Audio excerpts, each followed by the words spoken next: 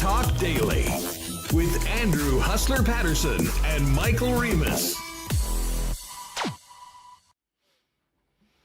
Hey, what's going on, gang? Welcome to Winnipeg Sports Talk Daily, kicking off May and unfortunately kicking off the off-season for the Winnipeg Jets. Jets out in 5 after the loss last night at Canada Life Center to the Colorado Avalanche. We will talk about Game 5. We'll discuss the series. And we'll hear from Rick Bowness, Josh Morrissey, and Adam Lowry from last night. Of course, with it being the end of the season, the next few shows are going to be very interesting. I mean, today it's kind of more raw. Everything that, just happened, we'll discuss it. Murat is going to join us for what should be a great conversation a little bit later on. Tomorrow is garbage bag day, if you will, locker cleanout day, where we'll hear from pretty much all the Winnipeg Jets, we assume, as normal.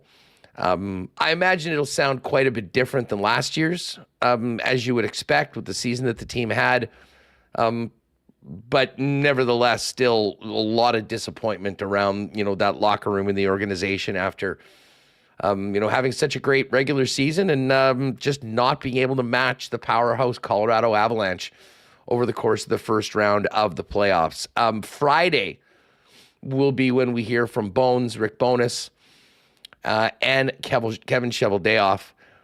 But, I was just on the lock shop. There were a bunch of people asking, in the chat there. I had a number of people ask me last night at the game, before it ended, in between periods, of what I thought about, the future of the head coaching position and whether Rick Bowness would be back. And I had a tough time answering it and really kind of nailing down a take on one side or the other. Considering the year that Bones had, missing some time on a couple of occasions, one for his health, one for his wife's. Obviously, what had happened last year. But, the team won 52 games. They had a great season. A lot of what they were trying to accomplish, they did. Not that it mattered going up against the Avalanche in the playoffs. But I thought maybe this would be the time that they sort of moved on, and Rick moved on. We'll hear from Bones later on today. It really didn't sound like that. So I'm interested to talk to Remis about, that situation, hear from all of you in the chat, as well as talk to Murat about it. And, we'll get into that right away when we do it. Just before we do, I do want to just mention a non-hockey a bit and just pass on condolences from us to Lyle Bauer's family and the Winnipeg Blue Bombers. Lyle, the former CEO of the club and a mainstay as a player for the club, passed away at the age of 65. I can tell you that, certainly when we were starting, or I was starting in this business, along with Carey, Lyle was incredibly supportive of us and was always just an absolute pleasure to deal with.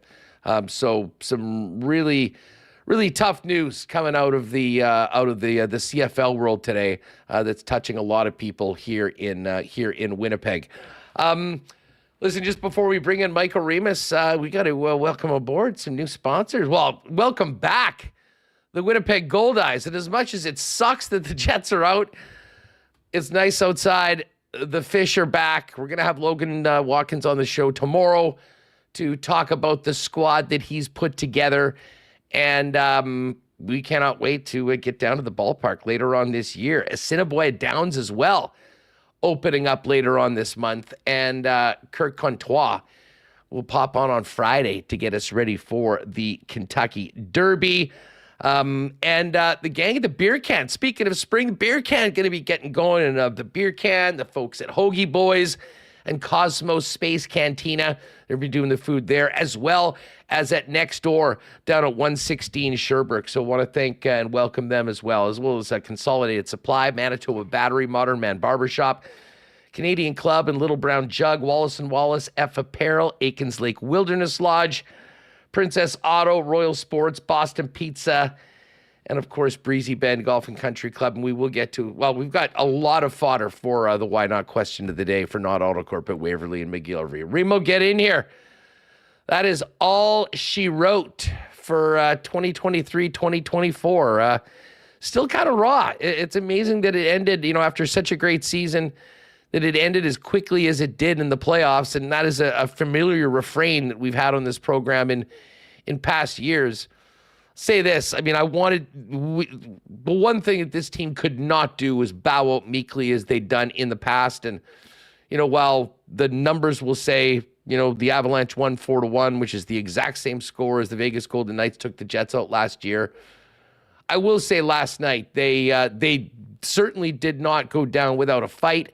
And in the end, the analysis is the Jets went up against a team that was better than them in just about every area.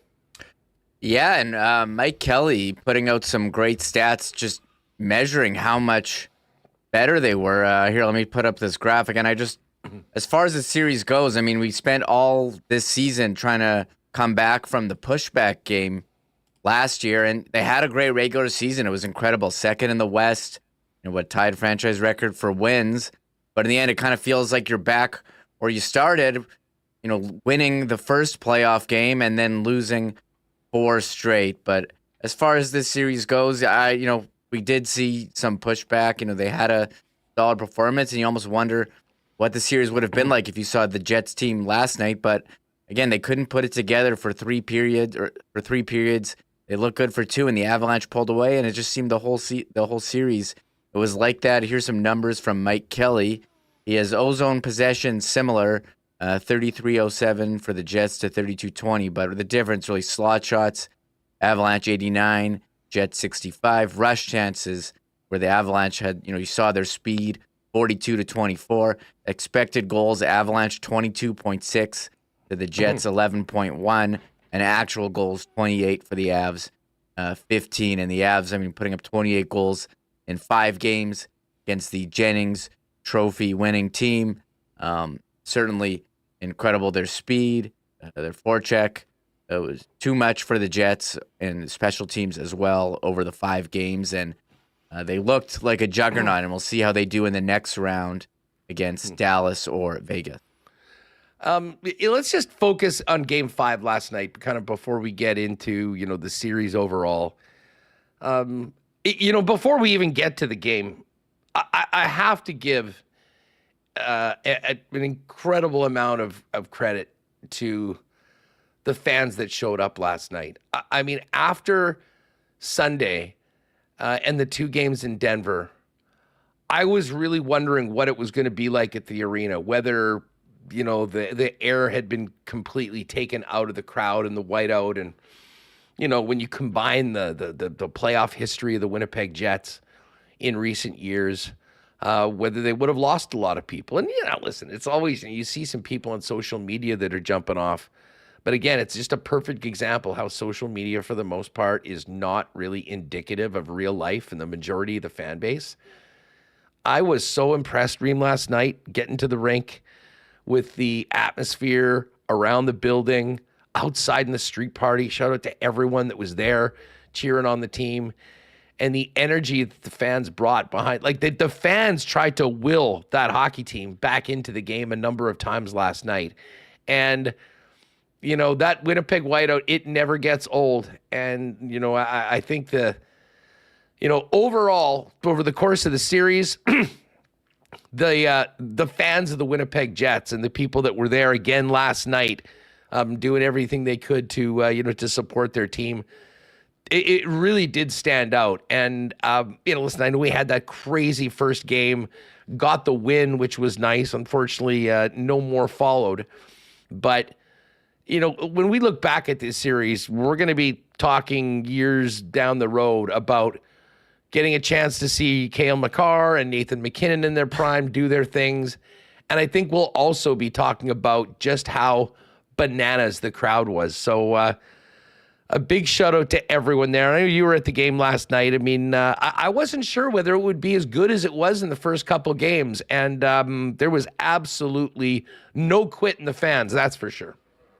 It's funny. I was looking at what secondary market people are trying to unload tickets. And I remember Game 5 against Vegas was kind of, I don't think it was just this feeling of... It wasn't sold out. Yeah, it was this feeling of inevitability. in the Oh, building. I mean last year's Sorry, Game 5 in 2018. I'm just trying to think of the last time the Jets lost a series at home. And last night, I agree, Huss. The fans absolutely brought it. It was so loud. I mean, I love the countdown to the intro, everything, the production as well. And it gets you, I was ready to run through a wall up there. So the fans definitely brought it, and they had a reason to, get on their feet. The decibel meters shot up. I think highest of the night was the first goal. Kyle Connor, shooting it on net. And, I mean, the most bizarre play, Josh Manson, the first own goal of the night, banking it off. Lekkonen it in of the night of the first, and you thought the Jets were on their way, but yeah, the fans brought it. There was a lot of belief in that building, and I think they still show the best, among the best fans in the league. And I mean, the whiteout is something that you have to experience. So everyone dressed in white, waving the towels. It's pretty awesome, and it does give you chills every time. Yeah, and listen, I just feel, and I know everyone in that organization from the bottom to the top feels, really bad that the team wasn't able to give them more to cheer about and more to smile about in this series, and some more wins on home ice. And the team came out ready to go, and I mean, if there was any question as to whether there would be pushback from the Winnipeg Jets, we saw it early. Colorado was still, I mean, that was a team that smelled blood, and they've eliminated a lot of teams over the last number of years in the Stanley Cup playoffs, and they knew what the job was. And listen, they eventually did get it done. But the Jets came to play, and that goal you mentioned right off the bat was so bizarre. A clearance going from Josh Manson going right off Letton and back into the net. And to your point, it kind of felt like, all right, maybe a break or two was going to go the Jets' way. But it didn't take long to realize that this series was still Winnipeg versus Colorado, and Colorado playing at another level when, I believe it was Taves with, a long, beautiful pass to, was it Nichushkin that got the first one? Yeah, I mean, what a nice goal. I mean, but you mentioned when these guys go into the Hall of Fame, Makar and McKinnon, we'll be able to say that we saw those Hall of Fame players destroy the Jets in a 5-1 series win because some of the plays they made, and McKinnon later on the pass to Rat. I mean, they were excellent, the Colorado players, and that was. I don't know if that's a silver lining of the series, but I mean, these guys, they were awesome, the Colorado players, and really dominated. Well, and I think it speaks to, more of just the, how Colorado is on another level. I don't know about you, and let us know in the chat how you feel about this. After losing to Vegas, you just couldn't stand those guys, and you hoped that someone would bounce them right away. I don't feel about that at all with Colorado. I mean, in fact, I just have more admiration and respect for that team with how they were able to raise their level of play come playoff time from what we saw in the regular season. And like we've said on a few times, at a certain point, you just have to tip your cap to a better squad.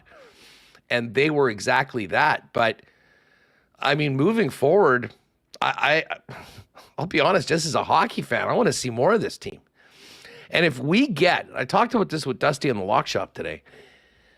If we get an Edmonton, Colorado 7-game series in the conference final with McKinnon and McDavid in their primes going head to head, that could be one of the most exciting and just fun series to watch that we've had in a long, long time. They did play before a couple of years back. It did not go Edmonton's way.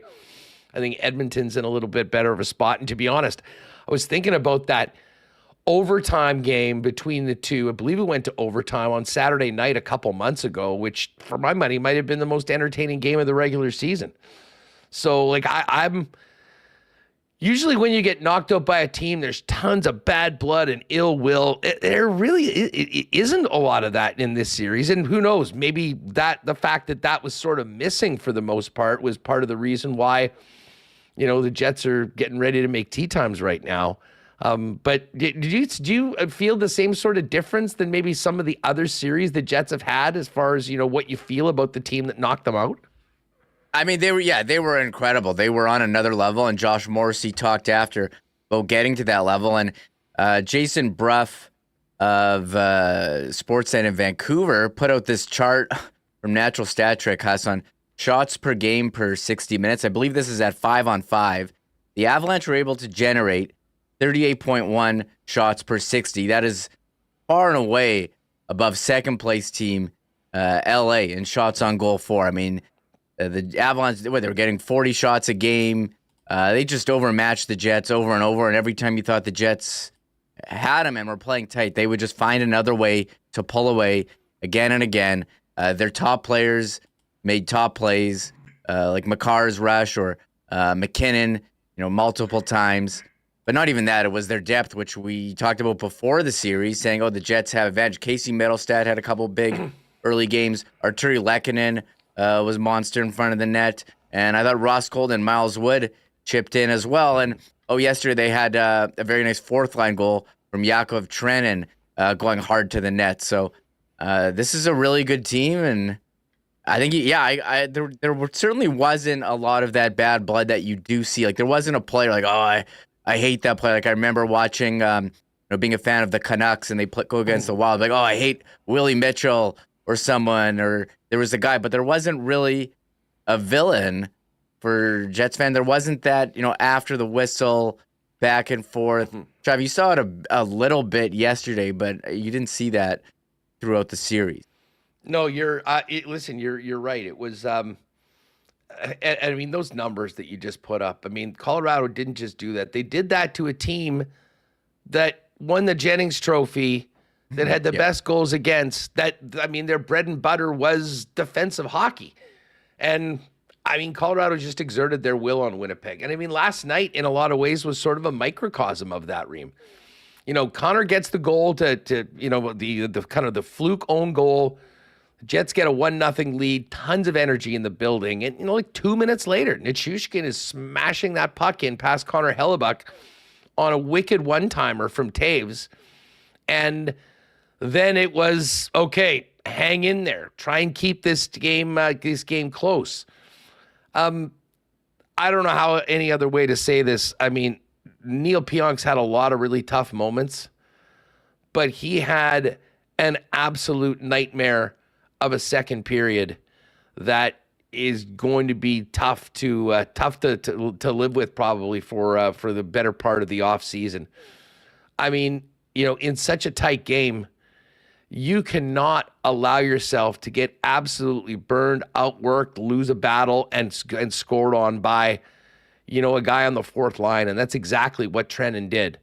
That goal to put the Avalanche up 2-1 really felt like, one of those things that have happened. We can talk about all the high-end skill that Colorado has.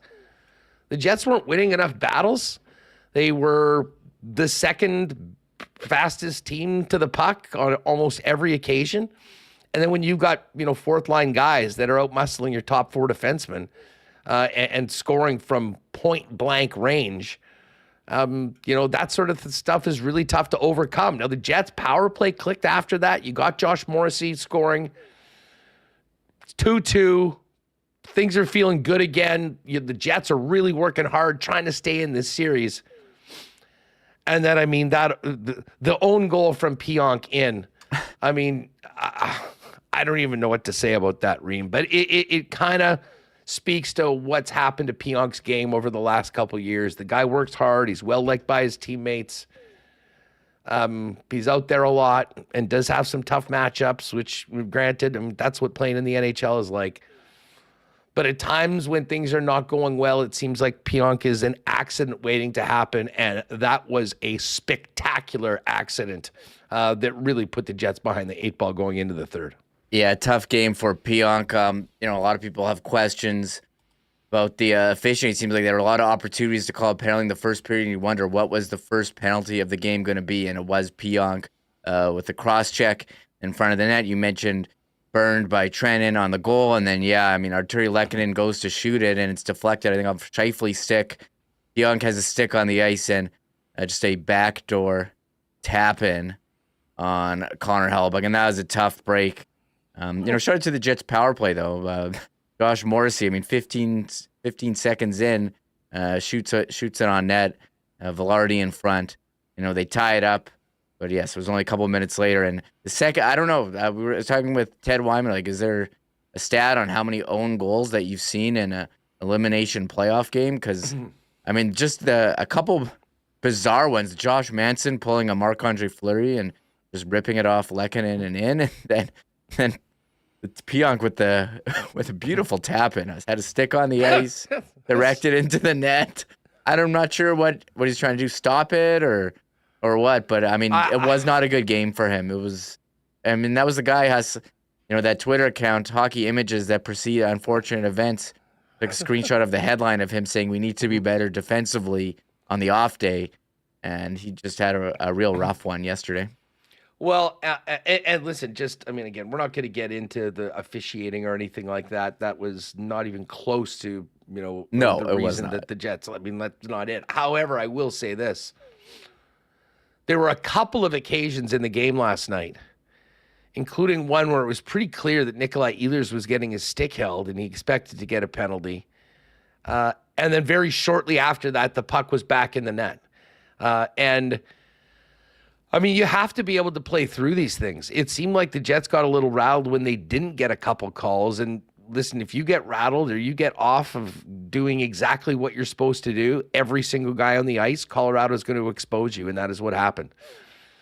And then as far as the third period goes, they shake up the lines. Ehlers goes out there with Toffoli and Monahan, and very quickly we saw glimpses of what the Jets thought they were getting when they acquired Tyler Toffoli. A big league finish, a great shot. It's 3-3.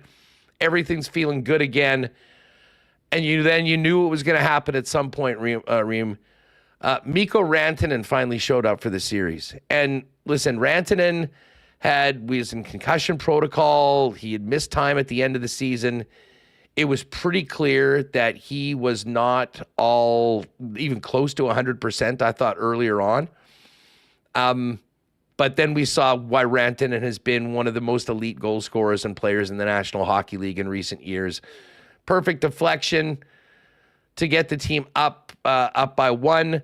And then McKinnon, who had a pretty quiet game up until that point, blowing past the Jets defenseman, creating a 2-on-1, another one of those rush chances that we just detailed from Mike Kelly. Rantanen made no mistake on the 2-on-1. And at that point, it was 5-3. You're halfway through the third period, and the Jets tried everything to get back into the game, but much like, kind of the series overall, it just simply wasn't enough. And then it was time to shake hands. Yeah, Rantanen scoring on a tip play. It seemed like every game the Avs had a play, and it was, they had Lehkonen or whoever in front, and their defenseman, Makar, Taves, would just get the puck on net and they tip it in. Mike Kelly, he said on this series, Colorado scored 10 goals on a screen. I'll put it up here. 10 goals, most of any team. Hellebuyck finished with a save percentage of .737 on screenshots, last among goalies with at least 2 games played. And I don't know, you can just see this image here where, Hellebuyck trying to look through the 2 Avalanche players. It's certainly tough. And Rantanen,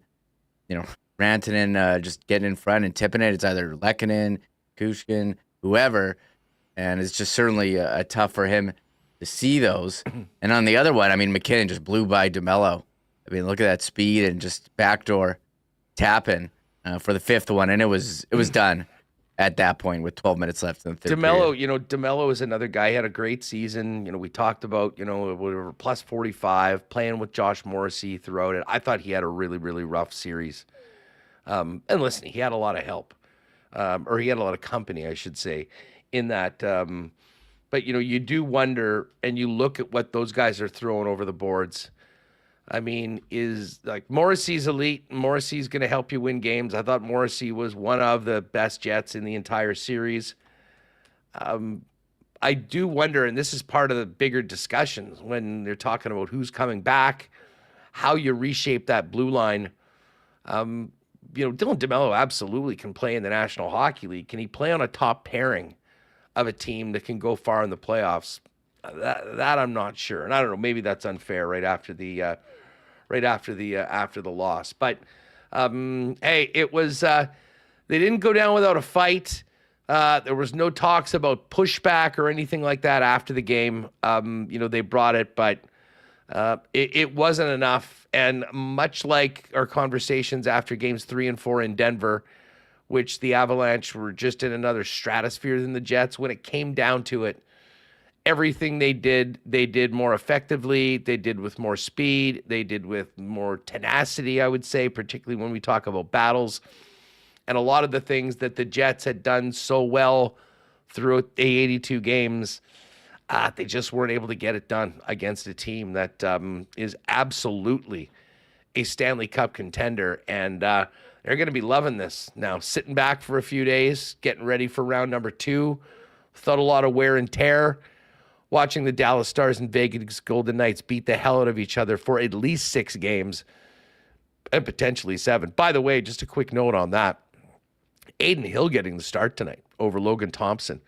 Sort of some breaking news. We'll touch on that a little later on, that game and the Oiler game in the Coolbet Lines. But let's hear, just before we do hear from Bones and the rest of the gang. It is May, and we are so pleased to have the gang at Rolly's Transfer on board with us. If you're planning a move this summer, let the experts at Rolly's take the stress out of your move. They've been doing it for over 60 years, family owned and operated right here in Winnipeg and servicing all of southern Manitoba. Their logistics business takes them all over southern Manitoba on a daily basis, which allows you to get the best rates and flexible times for your move. Best way to find out more on how Rollies can help you take the stress out of your move is get to Rollies.com, Rollys. You can find out more about the company and all of their services, but right at the top right, there is a request a quote tab. Hit that, fill it out. They'll have a quick turnaround and get you back right away with an estimate, and then can help you get moving. And as I said, take some of the stress out of something that is always stressful for Manitobans. They are Manitoba's trusted name in moving and moving services for over 60 years. Find out more and request your quote at Rollies.com for our friends over at Rollies Transfer. It is nice outside, and we're going to be hitting the golf course. The golf courses have been already working with their friends over at Consolidated Supply, and what they do for the golf industry, they can do for your business or your property. They're the leaders in irrigation systems and artificial turf. And of course, they've also got incredible golf carts as the club car dealer in Manitoba, both new and used. They also got other great options for your properties, including hot tubs, as well as outdoor kitchens. And if you're dealing with small engines or small engine parts, they're leaders in small engine parts and repair. Give Consolidated Supply a call or pop by and see them at their showroom, open to the public, 1395 Niagara Road East, or find out more online at cte.ca. Donnie and the gang are running hot heading into spring at Manitoba Battery. The Manitoba Battery Spring Sale is on right now. Manitoba Battery now with 2 locations in the city as the place to shop local and get the best prices in town, bar none, on batteries for literally anything. And the best part about it is they'll deliver it to you for free anywhere inside the city of Winnipeg with any purchase over $60. Get the best deals, save money, shop local. Donnie and Manitoba Battery are ready to help you out. Pop by and see them at either location, Logan Avenue, now on Dover Court, and find out more on the spring sale right now at manitobabattery.com. And a shout out to our friends at Modern Man Barbershop. Guys, if you need to get a new look heading into the new month, get on down to one of 8 Modern Man Barbershop locations. They'll hook you up with great haircuts, beard shaping, shaves, color services, and more. All the products you need to look good all month as well. And as I mentioned, there's 8 So there's one near you. Easiest way to find them and make an appointment is to book your look online at modernmanbarber.com. All right, let's get to the aftermath of the series, and in particular last night's game. When we hear from Bones on Friday, I think it'll be a more big picture conversation on the season and the playoffs overall. But let's start with number 2, Bones, Remis. This is just Bones talking about the series and where things went wrong for his club.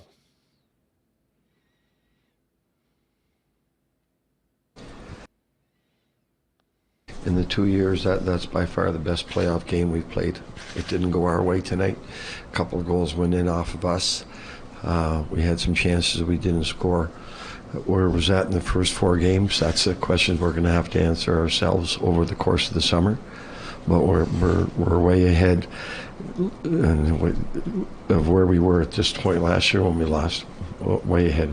The team made a lot of great strides during the course of the season. We had a great regular season. We did 4th in the league. Is there a lot to learn from this series when you compare tonight to the previous 4? Absolutely. When you lose game 3 and 4, because of the penalty kill. So we gotta grow from there. But tonight, listen, I'm proud of the effort of the guys.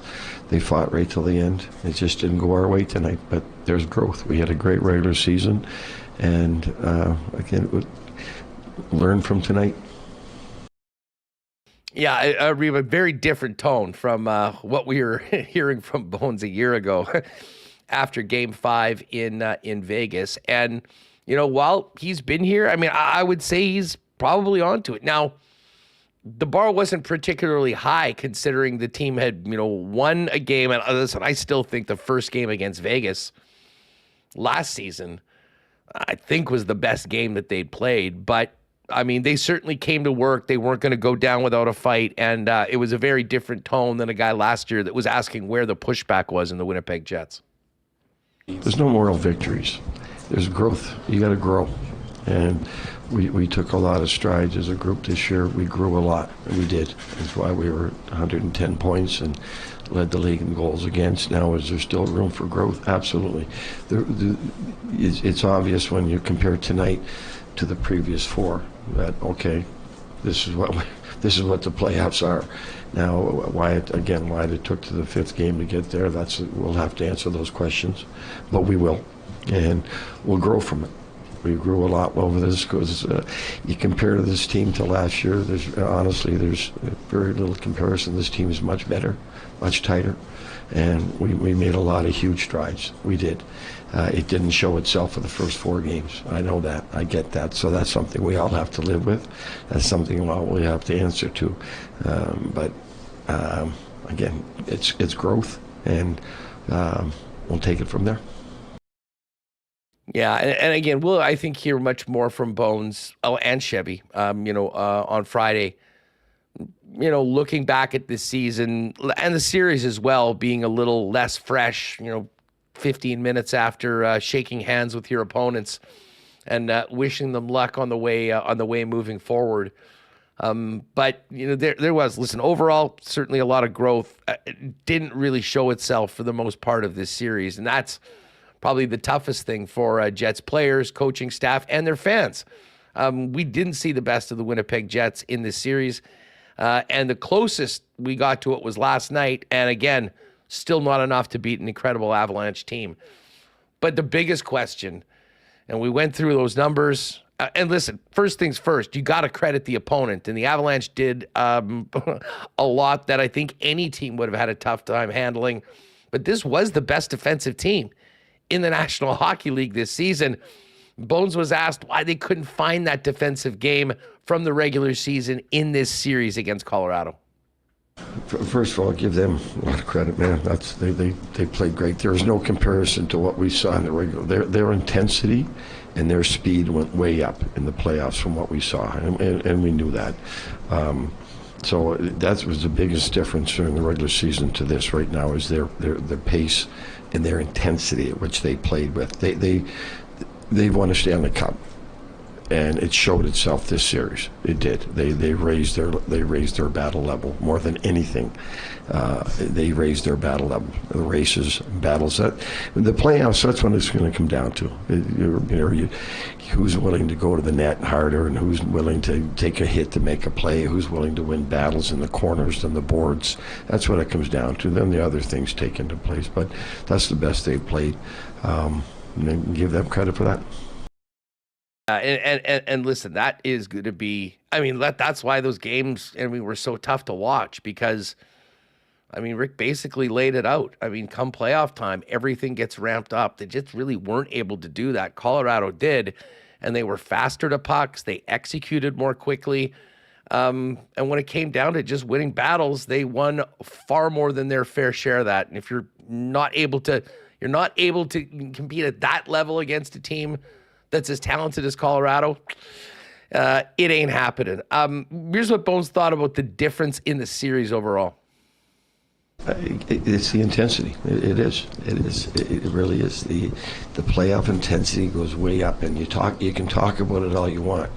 The teams that have won know how to get there. They got there tonight. They flipped this series.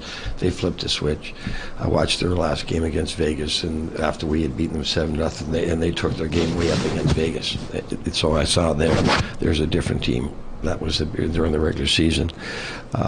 So again, you get to this stage. Are you at the end of a playoff series? If you're not putting an ice bag all on yourself, you're not playing hard enough. Simple as that.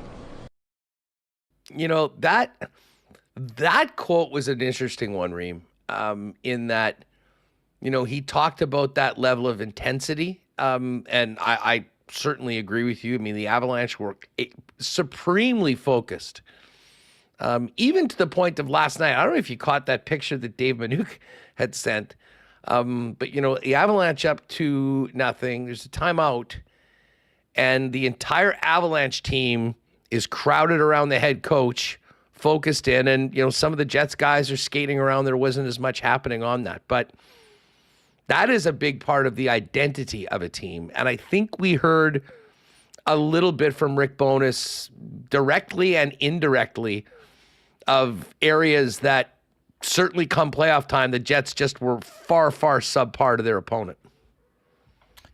Yeah, someone who was sitting near the glass texted me a picture, Brent, just saying that, during the TV timeouts, you had the Avs all looking at iPads, around Bednar on the bench, and the Jets are kind of skating around, and the Avs just had that focus, that intensity, and the Jets just didn't have, the game. You just never really saw the Jets team from the regular season in that series, and this is the picture, Huss, of what you're referring to here. There it is. For the podcast listeners, you got, the Avs all crowded around, looking at something on the bench, and then the Jets kind of just doing their own thing there. Yeah, and that is, I mean, it's one of those things you would honestly think that it would be the other way around. I mean, considering the situation in the series and, the circumstances certainly for Winnipeg, but that's the mark of a championship team, and that level of intensity and execution that they brought. But Rick just mentioned, in a lot of ways, certainly did contribute to the difference of the series. But again, this one wasn't really close at all. And, looking back, there's probably some regrets. Well, looking back, Bones was asked if he would change anything that he did.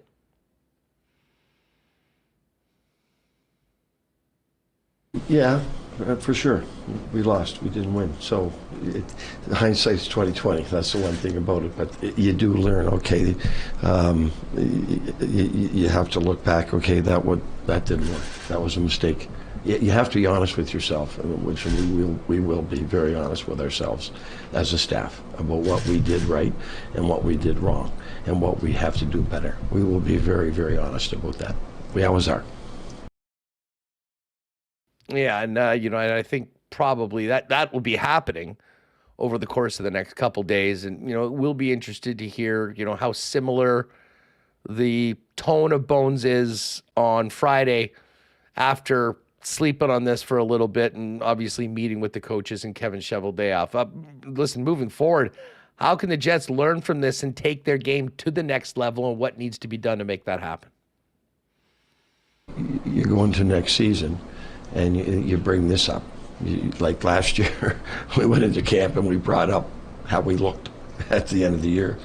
Now you go into training camp and you say that's how it, that's how it's got to look, starting again from the playoff experience, and you hope it grows. Like, listen, this is a proud group and it's a tight group, and they're hurting right now, but that's not a bad thing. They should hurt. Last year there's a different hurt.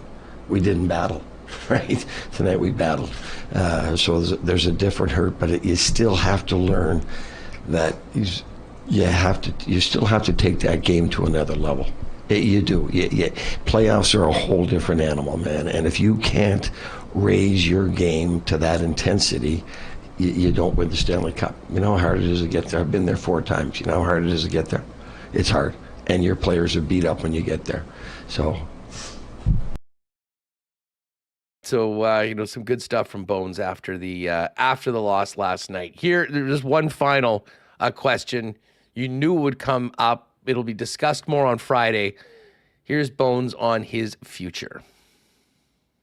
We just lost in the playoffs. We'll figure that out. So a coy Bones, but that was a no answer, a no comment, if you will. But Reem, I don't know about you, what your take was. The more I listened to Bones, and I've gone through it a couple times, and obviously we're playing the clips right now, it didn't sound like a guy that was kind of wistfully thinking that it was done. It certainly thinks that he believes in this organization, in the team that had such a great regular season. And I don't know, like today, I don't know where you're at on this, but it seems like more likely that Bones wants to continue than maybe thinking that was his last year as a head coach in the NHL. Yeah, I'm not sure what to make of it. You think like it would be easy to walk away? You're getting older. You've had to take leaves the last couple of years for health problems. But I think if he thought it was, came into the game thinking, okay, this is my last one. If we lose, maybe he would have said that, or maybe it was just too soon to make any declarations, and he's here just to focus on what just happened. So, talk about storylines heading into the offseason. His contract situation is certainly one of them. Yeah, no doubt about that. Let's hear from Josh Morrissey. He met the media afterwards. I don't think you could ask much more of Josh than what he gave this year to the Winnipeg Jets, and continues to do it. A monster regular season for him, and really bearing, when you look at what the rest of the status of the rest of the Jet blue line, it speaks more to how much is on his shoulders. And scored a big goal last night. A big part of the leadership group. And in a lot of ways, you saw, the reaction last night, one of the real emotional leaders of the Winnipeg Jets. He obviously was disappointed afterwards. He talked about last night's game and the series after the final puck drop. Yeah, we brought our best game of the series, but obviously at this point, we were a desperate team. We didn't get to our game soon enough in the series. That's the way I see it. I'm proud of the way the guys competed, but nothing to show for it. Is the sense then that you left something on the table by not establishing your game earlier? It's all just settling in right now, to be honest with you. So, obviously we lose out in the first round. It's disappointing. You work all year to give yourself an opportunity. We had a great regular season, and out in 5, it's pretty disappointing. So, I'm not really going to get into any depth answers right now, but disappointment is there, and it's frustrating. And I mentioned this the last couple of days heading into last night after the nightmare weekend in Denver. Considering the way last season ended and the way the series had gone, you could play your best game. You're up against a championship level squad. Play your best game, and there's still no guarantees that you're going to win. What the fans deserved, and the team to each other deserve to, if you're going to go out with your best performance and leave it all out there. And they certainly did that compared to some of the ways that they had been bounced from the playoffs in previous years. Morrissey asked if there's there a level of pride on the notion that they had more pushback compared to the way they went out last year. It doesn't feel like there's any right now, but I mean, I'm proud of the way the guys brought their game today. You know, that's a good hockey team over there. They're playing really well right now, and but I don't think they saw our best really until today. And you know, I still think we have, you know, a better game to get to. So it's disappointing, and you know, another year that feels like you know, missed opportunity. Josh Morrissey of the Winnipeg Jets. Here's Morrissey on the challenges of the series, and you know, what needs to happen to be able to really challenge a team like the Avalanche and get on that level in the playoffs. I'm not going to put any blame on Ellie, that's for sure. You know, we wouldn't be where we're at right now if it weren't for him, the way he's played all year. You know, go through a lot of those goals and tell me, you know, if he could have stopped them. You know, I certainly don't put any onus on him or any individual player on our team. We win as a team, we lose as a team, and you know, we all need to look internally this summer and find ways that we can get better. We just played a, you know, recent Stanley Cup winning team with a lot of those same pieces there, and they brought it, and it should be a learning experience for us as much as it stings and kills right now. You know, we have to be better. We have to find another gear as individuals, and it's impossible for that to set in right now. But we need to take the lessons from what they did out there, because you know, they were the better hockey team, and we need to find a way to get to that level. Well, and you know what? Listen, if you don't gain anything or learn anything from a series like this and a challenge against a championship level team like the Colorado Avalanche, you're never going to make it. Like the Avalanche, you know, with a lot of this core, and we've talked to Matt Calvert about this before, tough losses over a few years and then getting up to where they wanted to be, and that was hoisting the Stanley Cup a couple of years ago. Morrissey, let's go with that with 13 here, Reem. Morrissey talked about using the playoff losses over the last few years as a motivation, similar to how the Avs did before making their way to the top of the NHL mountain. Well, clearly they felt that way, and they did something about it in the offseason to, you know, raise their game as individuals, raise their game for playoff time. And you know, like I said, right now it's just disappointing. It's frustrating. You know, it feels like a missed opportunity, as I said before. But, you know, the only way that there's any good from this is that we learn from it, you know, and we actually look at how we can improve as individuals and as a group. Because, like I said, they brought that Stanley Cup winning class to this series, and we didn't return it for 3 or 4 of those games. So we have levels that we need to find this offseason, and you know, I hope it stings for all of us into the summer, and we use it as motivation. And one more from Josh, and this is a question that we'll be asking, and we'll talk about it with Murat coming up in just a couple of minutes. The question on why it took so long for them to find their game and really put their best foot forward. I don't know. I wish I had the answer to that. I think execution, you know, when I watched that series, they were faster in most of the games. They were aggressive. That was clearly their game plan. And like I said, I think, you know, we just never brought our best game until really today, where we played the best game we had in the series. I still don't think it's our best game. So, you know, it's disappointing. There's going to be a time of reflection, as there always is, which sucks.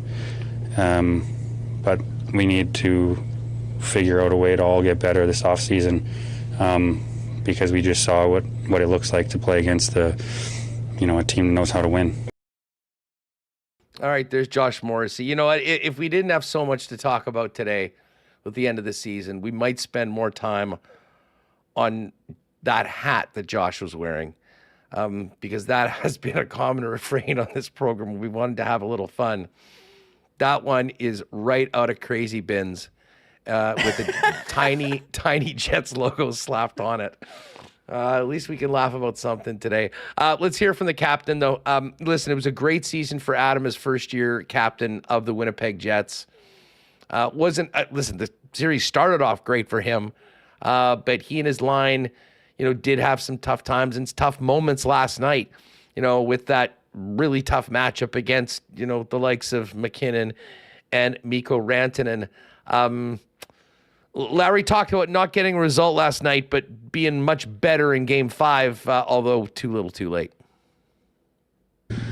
Yeah, I thought we played pretty well tonight, honestly. I think the difference is our line gives up 3 against the McKinnon line, so disappointing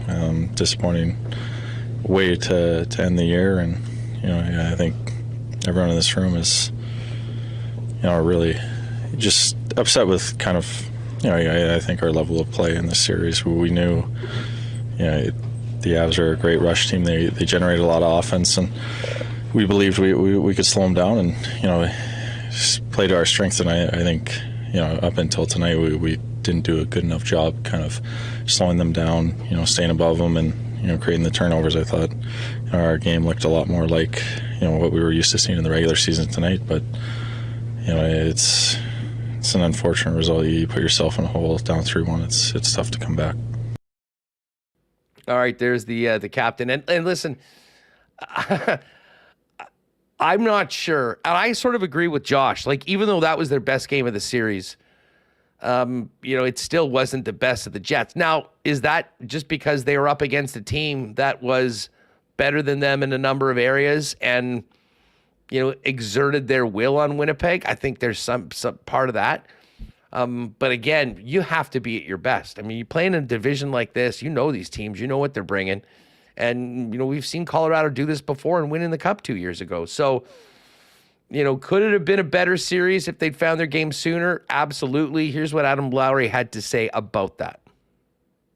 I think it would have given us a better chance to push the series longer. And they're an elite team over there. They've got high-end talent, and I think when we look back at the series, special teams, especially our penalty kill, that kind of really hurt us in a couple big moments in a couple games. And our inability to get to our 5-on-5 game until tonight. I think those will be the 2 keys that you take away. And credit to the Avs, they played a hell of a series. They've got a great team. They're going to be a tough out.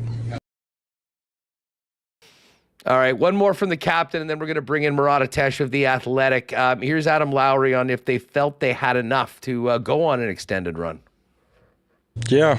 There's no moral victories in this league. I think, we got back to the foundation of being a real solid defensive team, and, we thought we were going to give ourselves a great chance, with that identity to go on a long run. And, unfortunately, we couldn't play that game consistently enough. And, it's not for a lack of trying or a lack of effort. I think, everyone in this room shows up, they put their best foot forward. I think the Avs did a really good job forcing us to try and play their game.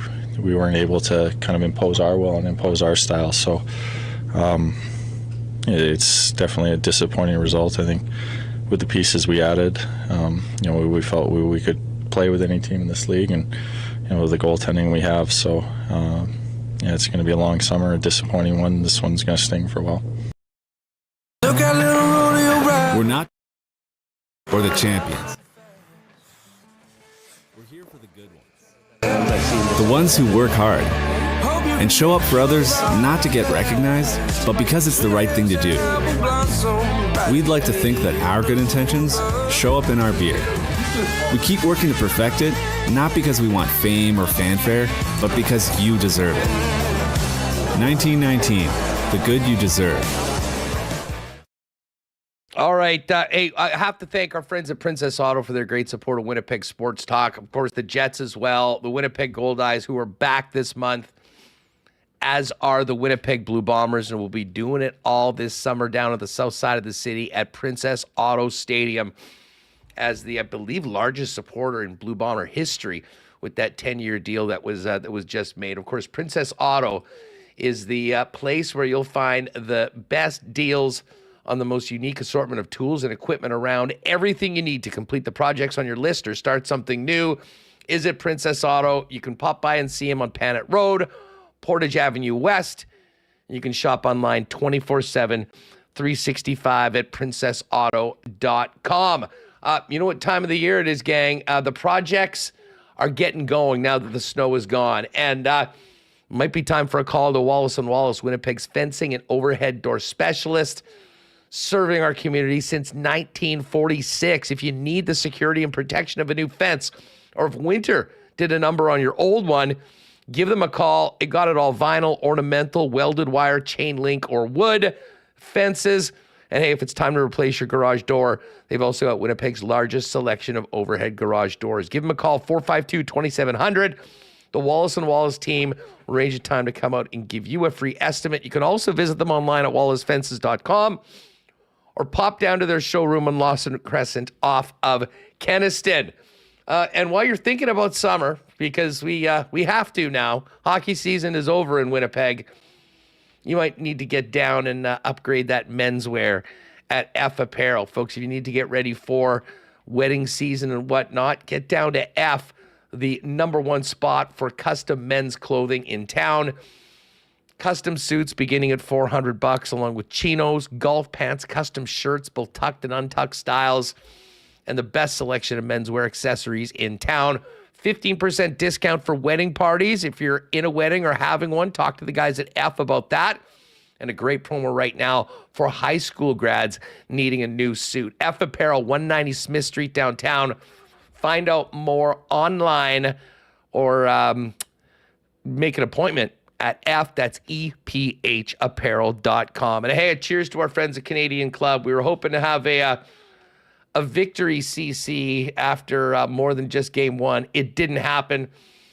But hey, we're ready for Bomber season, and we'll be enjoying Canadian Club all year long at Princess Auto Stadium, as of course Canadian Club is the official spirit of the Winnipeg Blue Bombers. But if you can't wait until you get down to the park to see the blue and gold, pick up Canada's favorite Canadian whiskey, Canadian Club, at your local Manitoba liquor marts. All right, let's welcome in Murat. So much to get to coming out of the series and last night's Game 5. Murat, great to have you back on the program. Thanks for having me, Hustler. Oh, man, where to start? We talk about the series overall, but just quickly your thoughts on last night's game. The way the Jets went out, certainly very different than the way they went out last year. But still, upon further review, come playoff time, not really in the class of the Colorado Avalanche. Well, you heard it from Adam Lowry. No moral victories, right? There were some folks that pushed back, and there was a relatively good version of the Winnipeg Jets hockey that got played. It wasn't enough. It doesn't matter. It wasn't enough. That's the simple end of it all. For me, I do think, going forward, it doesn't matter. It was the end of it all. But I do think it was important for Winnipeg to show up in the way that it did. The narrative has been they haven't won a single playoff game after losing one, going back all the way to 2020's qualification round. That's a tough look. You look at the specific games that they played over the course of that. The loss to Vegas was particularly rough. The sweep at the hands of Montreal after, I think, getting a bit carried away after sweeping Edmonton, that was a bit tough. And there was a real need, I think, if you want to look forward with the Winnipeg Jets, for them to show themselves anything, to show themselves that the members of their core, like Morrissey, like Lowry, like the ones who spoke last night, can show up in games like that and find solutions at the most difficult times of the year. Because Colorado did that from before game one. Winnipeg needed to do it all along. And I do think that there's some respect in that. Again, that doesn't change the outcome. it'll be just a subtly important thing that'll grow in one way or another as the years go by. You know, I mean, I had said, I don't know, we were talking, you know, about the race in the Central and, you know, the hopes to finish first because you avoid either Colorado or Dallas. But then breaking down, and this was at a time when, you know, the Jets had won twice against the Avalanche. They were 0-3 against Dallas. This was before that final road trip where they had the 2 shutout wins back-to-back. And I'd said on the show, I think the Avalanche still scare me the most, just with that super high-end talent, the fact that they won a couple of years ago. They'll be hungry after getting bounced by the Kraken last year. And I thought this would be a really long and tough series.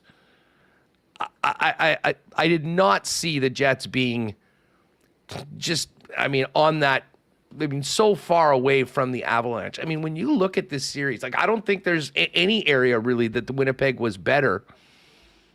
And we can talk about defense, we can talk about generating offense, we can talk about special teams, we can talk about coaching, all of those things. I mean, the Jets just were not up to the challenge. But when you look back at this series overall, what do you think was most impactful? Where were the areas that the Jets really fell short that led it to be as lopsided as it was for the majority of the 5 games?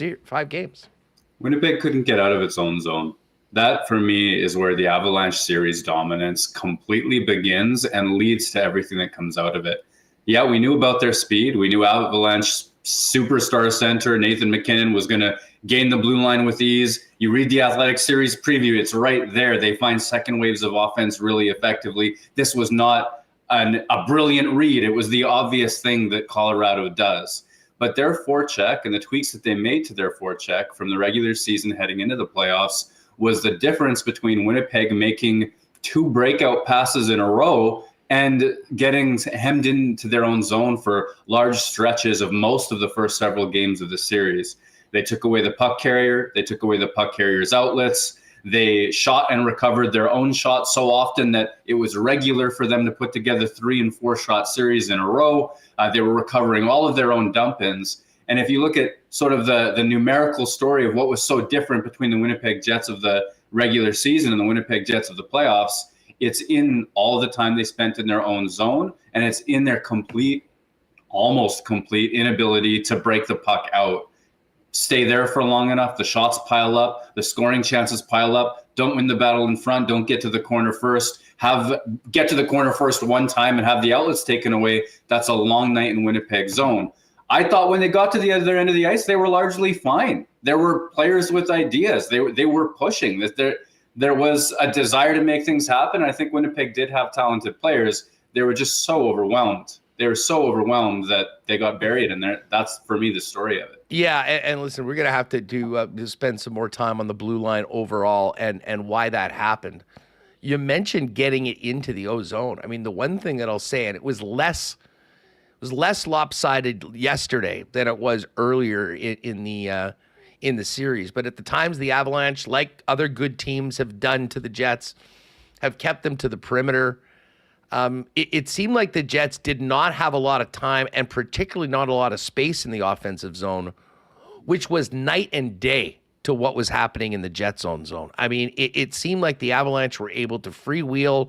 They were always finding an open guy, and the open guy not only would have time to make a decision as to where he was going next, but would have significant room, to get a puck on net, for instance, if they needed, in contrast to the Jets that seem to have tough times getting pucks through because the speed and the tenacity of the Avalanche defending was they were all over them.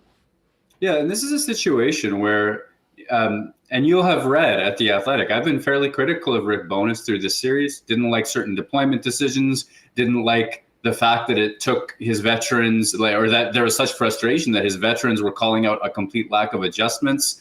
That's not necessarily a good look in a playoff series. He was one of all of the Jets who were outplayed by their counterparts at the other end. But when he talks about things like, hey, Colorado ramped up the intensity of their game, it's about speed, it's about commitment, it's about physicality and all those sorts of things. You've got to execute individually and the rest of those things will come. And then you hear Jared Bednar talk afterwards about how they ramped up their speed, ramped up their intensity, and did all those sorts of things as well. I think the head coach has a point. Winnipeg was outworked. As a general rule, they didn't match the speed of the Avalanche. Their decision-making didn't match the speed of the Avalanche skating. And that, I think, took a lot of time and space away from the Winnipeg Jets. So for me, Game 5, there were some minor adjustments made. You saw better low puck support from Winnipeg's low forward. You saw 2 forwards stretching really aggressively. And you can think of a whole bunch of plays that worked where they sort of do a stretch pass and do a chip into the offensive zone, and a whole bunch of plays where it doesn't work, where it sort of just dies there as well. And if that's the way that you're getting into the zone without necessarily a clean play through the neutral zone, you're going slow when you get there. And if you're going slowly, then you're not backing defenders off, opening up the space that Colorado was so readily available and easy to do against Winnipeg. Let's talk a little bit more about coaching. Where did Rick fall short in your mind, and how impactful was that in this quick 5 games? Rick Bowness spent the second half of his season committed to a plan A that was not as effective throughout the season as a different plan that he had. You can go back to even during the winning times of the first half of the season where Nikolai Ehlers' minutes are cut, Cole Perfetti's minutes are cut, and there are preferences shown for players during the regular season. We can name Kyle Connor as somebody who wasn't playing a 200-foot two-way game with any efficacy. So I think that those decisions down the stretch, zeroing in on a lineup that was not his most optimal, did chip away at Winnipeg's margin for error. I think a decision not to use Colin Miller for more than 5 games down the stretch or into the playoffs when you could see that breakouts were a big problem and you could definitely use a veteran right-hander to give balance to the pairings. I think that was a problem. I think it's an enormous deal that Winnipeg's veterans like Mark Scheifele and Nino Niederreiter, who doesn't just snipe, he's not like that, are talking about Winnipeg's need to make adjustments that it didn't make. I think Rick Bowness was a step behind. I do have to say that he ended up in a little bit of a tough spot because going to Ehlers, Vilardi, and Scheifele like he did in the first 2 periods of Game 5 was kind of against the flow of recent performances. Kyle Connor had outperformed Nikolai Ehlers through the playoffs, so that's an interesting mix and a switch that you're making. I do think, though, that a lot of what happened to Winnipeg was partly of Bowness's making. What did you get out of Bones' postgame? And as I said, I think it'll probably be different and a little more holistic on Friday, looking back at the season and the playoffs overall and where we go from there. But I mean, you were there last night. There were some, he talked about, and listen, I can't disagree with him. We all watched the series. The level of intensity and focus it seemingly was on another level for Colorado, much like a number of things that we've mentioned in that. But when you heard from Rick, both about this series and about where he goes from here, what were your takeaways? Well, I was there last night, and I was there in Denver, and I was there in Vegas last year too. And the night and day difference between a team that embarrassed itself in Game 5 against Vegas and largely showed up and played the best game of its series in Game 5 against Colorado, that was, I think, the most notable tone difference. Rick Bowness was willing to give credit to his players, and that credit, obviously, they didn't win the series, and he spent time leading into that too. It's a problem when the players you're not talking about before the series, like Valeri Nichushkin, Arturi Lehkonen, Miles Wood, Ross Colton, Sam Girard, Josh Manson, they're outperforming their counterparts by such a wide margin on the other end of the ice. That's teamwork. That's systemic. That's an effort level. That's all 5 guys bought into the same thing. That is an enormous problem. At the same time, I think Bowness properly gave some credit to the Winnipeg Jets because the difference between a year ago and last night is a lot bigger in process and in personality, I would say, too, and in disposition of the team than it is in the fact that Winnipeg's going home after 5 games. I think that's an important thing to talk about. Maybe it's not palatable now, but there was a lot of growth this year. The other thing, though, is I know his future is a big question heading into next season. Club option, that's an important decision. And listen, I think that he was being honest when he said that hey, we just lost the playoffs, I'm not ready to talk about it kind of deal. That was the vibe. I think he was deflecting, and that was his honest truth in the moment. That was my read. You also heard later in the press conference, he was asked questions about what this group needs to do. And he talked about, well, heading into next year, we need to do this and we need to do that. And I heard Remis kind of earlier talking kind of like, well, hey, he sure didn't sound like he's going. For me, I think wearing the hat that he has, coming out of the game that he had, the series, the season that he had, I think, of course, he's going to talk in that way, regardless of what his future is. That's my personal take on it. I think there are going to be some tough conversations and tough decisions for a coach that was essentially lured out of retirement. They were shopping for real estate down south when they got the call from the Winnipeg Jets. It'll be done in concert with Bowness. It will be done with a ton of respect. The value is there. The belief is there in the person. But I think that his legacy in Winnipeg will ultimately go down as somebody who moved the Jets along, who built a defensive structure that was sorely lacking, who may be underappreciated for that as time goes by, but who left enough on the table that the Jets did eventually need to go a different way. Yeah, and I'll be fascinated to hear, from Bones and Chevy, after they've been doing their meetings, all that. I mean, part of me thinks, like, I'm not even sure that when he takes some time away, considering the amount of time that he's missed, the family situation, what he went through with Judy this year, whether he wants to go. But the guy is a competitor, and that was my takeaway. I mean, and maybe it's the fact that he's still in the moment. He's still the head coach of the Winnipeg Jets. He's with these guys. You're going down. You are thinking about moving forward and get back to it. But I think it's very, very much up in the air. But as bitter as the pill feels for Jet fans and the players in the organization right now, to your point, this team finished second in the West, fourth overall, won 52 games. As disappointing as the playoffs was, when you take a little bit of time back, you look like, to your point, he really did move this team forward, and put in and made changes that I think needed to be made, not only on the ice, but also within the structure of the dressing room, to the point where we got what we got last night, the Jets putting their best foot forward, as opposed to the ugly way some recent seasons had ended in elimination games. Yeah, Winnipeg showed, let me put this a different way. Colorado showed Winnipeg the difference between good and great. That's the difference here. Colorado's been there. They've been to the 2022 summit. They won the Stanley Cup. They've been through some tough lessons. Winnipeg made a ton of progress this year and last year as well, but they weren't good when Rick Bowness arrived. They were a team in chaos. They were a team that had missed the Stanley Cup playoffs. They were a team that wasn't playing for each other. They were a team with a really awful defensive commitment level from a lot of players, and players who didn't even necessarily want to be in Winnipeg. Over the course of 2 years, that's changed. I think people in Winnipeg want to be in Winnipeg. That's a management thing, but also I think that's partly in terms of how Bowness rearranged the leadership group. I've had players say that they felt better heard in the last 2 years. This is a comment I remember from last season, actually, where they felt better heard in the more recent couple of years than in the previous era. And I think that that's an important behind-the-scenes thing. Winnipeg's defensive game improved dramatically in the first season and again in the second season, to the point where you can see the structure during the regular season. They did so many things well.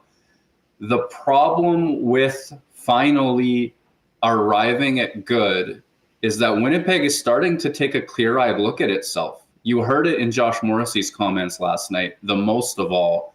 They've begun to acknowledge, after so many exit interviews of years past where it was about other things that happened, oh, this person got hurt, or this other team was a wagon, or what have you. They're saying, through Josh Morrissey, we need to be better. Don't lose the importance of that. Now that the Jets have looked and finally begun to see how far you can come and leave so much distance in front of you, so much ground to cover, I think we're finally getting a clear sense of what the difference is between them and a team that's going to do what Colorado did to them to somebody else when the stakes are raised. It's such a good point. I mean, there is so far to go, despite everything that has been accomplished this season. And, I know it doesn't feel like much right now, but, when you take a step away, I mean, they did do a lot of great things, but again, we watched for 5 games a team that knows what it takes to win a championship and played as such. And the Jets just simply aren't there yet. We'll hear from Chevy on Friday. And that's going to be another very interesting, how forthcoming he is on, what he feels the issues are. But let me ask you this. If you were a fly on the wall of Kevin Cheveldayoff's office throughout this series or in his booth watching the game, what do you think Chevy's takeaways are from not obviously a great regular season that exceeded just about everybody's expectations, but watching his team perform against a team of the caliber of Colorado? What do you think Chevy's, honest takeaways are about where his team stands right now and what needs to happen moving forward? I think he'd be sincere that they weren't good enough. And I think that the biggest conversation is probably the biggest conversation we're all having is why? What happened? Who showed up? Who didn't? Who showed up, but it turned out that they didn't have it? These are important questions because I'm going to use an example of a player who I thought had a really good playoff series for the Winnipeg Jets. Excuse me. Mark Scheifele, 2 goals, 4 assists. He was a driving member of the top line when it was having success, and I thought that the scoring chance numbers were pretty good when he got into the offensive zone. Certainly was outscored as well. Every Winnipeg Jets player runs into problems against Colorado in this series. But I thought Mark Scheifele had a pretty good playoff series. You don't throw Mark Scheifele out because he's not Nathan MacKinnon. You try to build a team around Mark Scheifele, who's under contract for 7 years, and acknowledge that he does a lot of things well and might not be one of the top 3 or 4 or even 10 centers in the NHL. That doesn't mean he's bad. It doesn't mean you get rid of him, right? You can go through from top to bottom, and I'm sure that Kevin Cheveldayoff and his team are doing this right now. Well, what can we say? Can we say, okay, well, Adam Lowry is a third-line center. We believe that he's going to bring a playoff version of a third-line center. And I know his line got lit up for 3 goals last night, and he was very hard on himself about it. I think that Lowry is a bet you can make on a player who can play in that role. What about Winnipeg's second-line center? Sean Monahan had some rough finishing luck, but did he play well enough defensively to overcome the fact that there was nothing happening in the offensive zone? I don't know. Does that influence their long-term thinking? Nikolai Ehlers, tremendous regular season, consistently underrated. Winnipeg's most dynamic skater at 5-on-5 for most of it, but really only looked dangerous again when paired with Mark Scheifele, and that's a duo that has had success. Kyle Connor, turnaround, 200-foot game lacking during the regular season, some of the most intense hockey that he played. Neil Pionk, great metrics during the season, played along Brendan Dillon. They had success. They outscored their opponents. They played big minutes. He looked as outmatched as anybody, and he's a player under contract next year. And as of just this second, Winnipeg's top right-handed defenseman heading into next season under contract. So I think Winnipeg's got to go through from top to bottom of their lineup and assess when things work, when we get back here, who can deliver like the Avalanche version of this player delivered. And I think that some players will meet the mark in their eyes and others won't. I'll say the same thing that you just mentioned for Mark Scheifele on the blue line about Josh Morrissey. I mean, I think Morrissey, listen, he, like many of his teammates, had some ugly moments in the series. I think the Colorado Avalanche created a lot of that. But you talk about surrounding him with a group made to succeed. I mean, I look at Josh as the mainstay on that blue line. Neil Pionk, I described him earlier as sort of an accident waiting to happen, and they happened last night in a big way. I mean, losing Trennan on the 2-1 goal, obviously that own goal was something else. I mean, Dylan DeMello had a real strong regular season. It was a nice compliment to Josh. Had great numbers, nice analytics. I don't know whether you're really challenging for a cup if he is on your top pairing. And listen, I think he had a tough series. A lot of the guys did, but like when you dig into this series, how much change needs to happen on the Jet blue line next year and beyond? Because to me, I mean, we want to compare this team with the 2018 team. I mean, they both had 52 wins, a lot of great things. I mean, it is just so night and day from the powerhouse that the team was on the blue line to guys, frankly, I think more often than not playing way above their weight class and being overmatched against a team like the Avalanche, as we saw. Yeah, it's interesting to talk about Dylan DeMello and all of this, because I think this might be hard on him, but I think it would be a symbol almost of where the Jets are at as a franchise right now, where when he arrived as Josh Morrissey's partner, the Jets had just been, I don't know what led into the decisions that played Morrissey with Tucker Poolman on the top pair at various times and the various combinations that they tried Morrissey with during their down years. DeMello arrives, he's instantly Josh Morrissey's best partner, most chemistry, best metrics, best results. That's the duo that had Winnipeg's only playoff success of this era as well.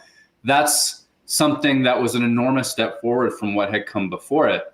I think Dylan DeMello is a quality player. He's a player I'd be hoping that the Winnipeg Jets re-signed if I were on the advisory committee. I think that he does so many things well. And Josh Morrissey has told me that he thinks that DeMello is one of the most underrated players on the team and even beyond. Like, there's a belief there.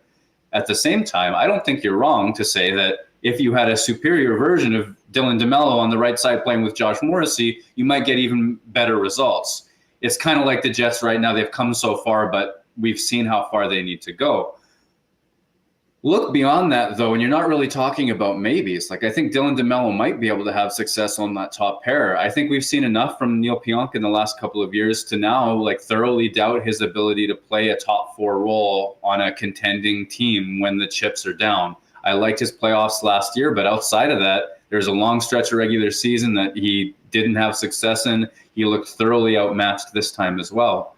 The problem is, where do you go from here? Where are the pieces from which you can rebuild that defense to, if it is Morrissey DeMello, then is the second pair at least as good as that? And then how do you make that happen with Brendan Dillon, a free agent as well, and other, maybe Dylan Sandberg steps up, but who's the right-hander on that side that makes it work? Elias Salomonsson, amazing, probably not at that level yet. So they've got a problem. I wonder if trading Nikolai Ehlers is one of the ways that they try to solve that problem with 1 year away from the end of his contract as well. It's easy for me to sit here and say upgrades are needed, and Hustler, I don't know the path between here and those upgrades. Yeah, well, listen, I'm the same way. I mean, it'll give us a lot of fun off-season fodder to talk about what Chevy might be thinking, what we're hearing, and how that's happening. But from a team that came from a blue line that was so good, it was a real weakness in this series, and completely overmatched at times with what the Avalanche were bringing. And I think that the sober reflection on, what worked throughout the year, what didn't work, and what worked and didn't work, mostly didn't work in the playoffs, I think has to point to some significant change on the blue line. And listen, I know it has been almost assumed this year that with Nate Schmidt being out, sometimes, always on the third pairing, playing behind Neil Pionk, and making a little bit more money, that if the Jets were going to buy somebody out, it most likely would be him. But I really do wonder about Pionk being back next year, to play out the last year of his contract. If that it hasn't been good enough, it's been trending in a bad direction for 2 seasons. At one point, if you don't maybe just rip the Band-Aid off and make significant changes sooner as opposed to later, if you know that that's where it's going to end up anyways in 12 months? That's a really good question. And my honest guess from here and now is that Winnipeg isn't interested in a whole lot more buyout money on the cap. They're going to have some young players arriving. The cap's going up, so there's some flexibility there. I don't think of Winnipeg as an absolutely cap-strapped team. But Perfetti's going to get a raise. At some point, you're going to have Brad Lambert arrive. At some point, not this coming year, but next, you're going to have Rutger McGroarty arrive. There's going to be some situations where there's some ELCs with bonuses on them and things like that. I don't know. I'm not sure if that's a reason to talk themselves out of this, but I don't think that Winnipeg is interested in more buyout money. The other thing that I've thought throughout this is Neil Pionk is fairly entrenched within the leadership group of the Winnipeg Jets. Very well-liked teammate as well. Yeah. Oh, yeah. He's an endearing guy. He's a likable guy. Like you said, he's a very well-liked teammate. He's a really big part of the Jets in terms of the culture that they've created. I'm not thinking that Winnipeg wants to buy that out. Maybe not even with Nate Schmidt, who I thought had again, if you forget the contract, as a third pairing guy who steps in as a veteran and doesn't kill you in the playoffs or what have you. Ideally, your top four is playing better. I think he was completely fine. His offensive jump was actually appreciated towards the back half of that series, and so was Colin Miller's for that mind. So is a buyout possible? Yes. Do I think it's front burner for that team? Maybe with Schmidt, because of the spot they had on him in the spot they had him on their depth chart for so long. He certainly fell out of the coach's favor, I thought, for chunks of the season. But Pionk, for me, I think that there's just something where he is such an entrenched member of that community that I would be shocked. How's this for a possibility? And we always think back to the 17-18 team, which somehow had the luxury through their younger players, the contracts, to have $10 million on their third pairing, with Tyler Myers playing with Dmitry Kulikov. I don't rule out a $10 million plus third pairing next year of Neil Pionk and Nate Schmidt. And listen, can those guys play at times in the lineup? I'm sure. But I mean, to me, having people playing ahead of those guys, in particular Pionk on the right side, might be the number one thing on Kevin Cheveldayoff's to-do list. And to your point, it's going to take a significant asset to bring something like that in, especially considering the draft capital that they already gave up to acquire the likes of Toffoli and Monahan. Yeah, that's the tough spot they're in. And a roster doesn't have to be cap efficient in every single contract. A roster has to be cap efficient on the whole, in the sum of its parts. And one of the reasons why that 2018 team was such a wagon was, sure, it spent a lot of money on that third pair, but if you go up and down that lineup, you can find entry-level contracts for Kyle Connor, for Patrick Laine, for Nikolai Ehlers, I believe, still at that time. Jacob Trouba was cheap. Josh Morrissey was cheap.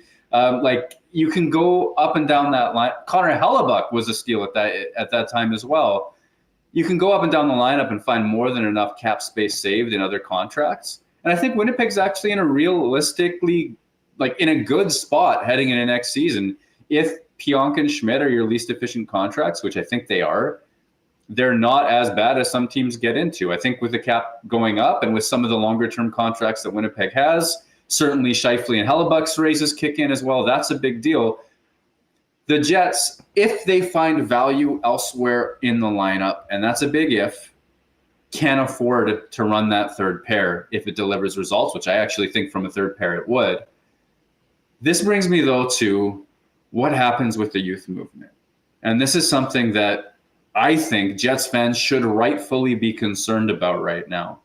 You don't think Cole Perfetti would have signed a long-term and relatively cheap extension midway through the season when he was still getting played and not being sat for stretches at a time? Or that this amount of being sat until Game 5 and then again in the third period, finishing a goal short of a $200,000 performance bonus, not the point of the season, but going forward, you don't think that burns a young player? You don't think other teams don't see things like that, or other young players around the league who are evaluating Winnipeg don't see things like that? It's a discussion. I've had that discussion with people not remotely connected to Cole Perfetti. And I think that there is a sense that Winnipeg's draft and development took a bit of a hit this year. So when the time comes, they're going to need to make the best possible integration of cheap, cap-efficient contracts, like what Perfetti's next deal will be, what Brad Lambert's will look like, what Rutger McGroarty's will look like. That's also going to be part of how Winnipeg can deliver great value, have success, and afford to pay some people more than perhaps their roster spot says they should. Well, and that is another kind of topic that ties back into the coaching. Who's going to be the guy calling the shots, the philosophy of the organization on that. I had a chat with somebody after the game last night, that does quite a bit of work with the Moose. And, I was, kind of digging about, where's Lambert at, Chibrikov, some of these players. And, the one thing that, the Jets really from day one have always said, and it's worked to their benefit many times, is getting players to sort of, what's the term, over-ripen, like, what Detroit used to do, keep their guys in Grand Rapids forever, and then once they're there, they're at NHL level. Like, I think there's a need for an influx of youth into the team for a number of reasons. I mean, first of all, getting some guys on ELCs with these raises that are going, I think is going to be necessary. But there, to have those young players come in and legitimately be given a shot to play and play consistently and help the team win, is something that I think fans certainly would like to see. But also there's a need, to turn over and to move this roster forward. And we've talked about Salmonson. We've talked about the guys with the Moose. Obviously, Rucker's not in the picture this year, but there is some bright guys on that. It's complicated by how many guys are already signed for next year and the role that they played on a team that won 52 games. I mean, that won't be forgotten when they're talking about all these things in the offseason, despite the disappointment for the playoffs. I mean, to me, that might be the most interesting thing when it comes to the decisions of how this team at least shapes up on paper going into training camp before guys start legitimately battling for jobs, is how many jobs are actually there, and can young players go prove themselves and actually earn that spot? Yeah, and there has to be room for some of them because roster construction-wise, you need it. The forward group is crowded, and I think that's part of why Rucker McGroarty chose the path that he did. Nikita Chibrikov, I didn't mention him earlier, but there's another quality prospect that will be in that mix of people fighting for jobs. But I heard you talking about that, and all of that is a good point. What I was thinking was, great, but Brad Lambert isn't going to come in and be Valerie Nichushkin next year, right? Exactly. Chibrikov isn't going to come in and have the impact that Arturi Lehkonen just did. So if you're the Winnipeg Jets and you were just humbled by the Colorado Avalanche, let's go back to that for a second.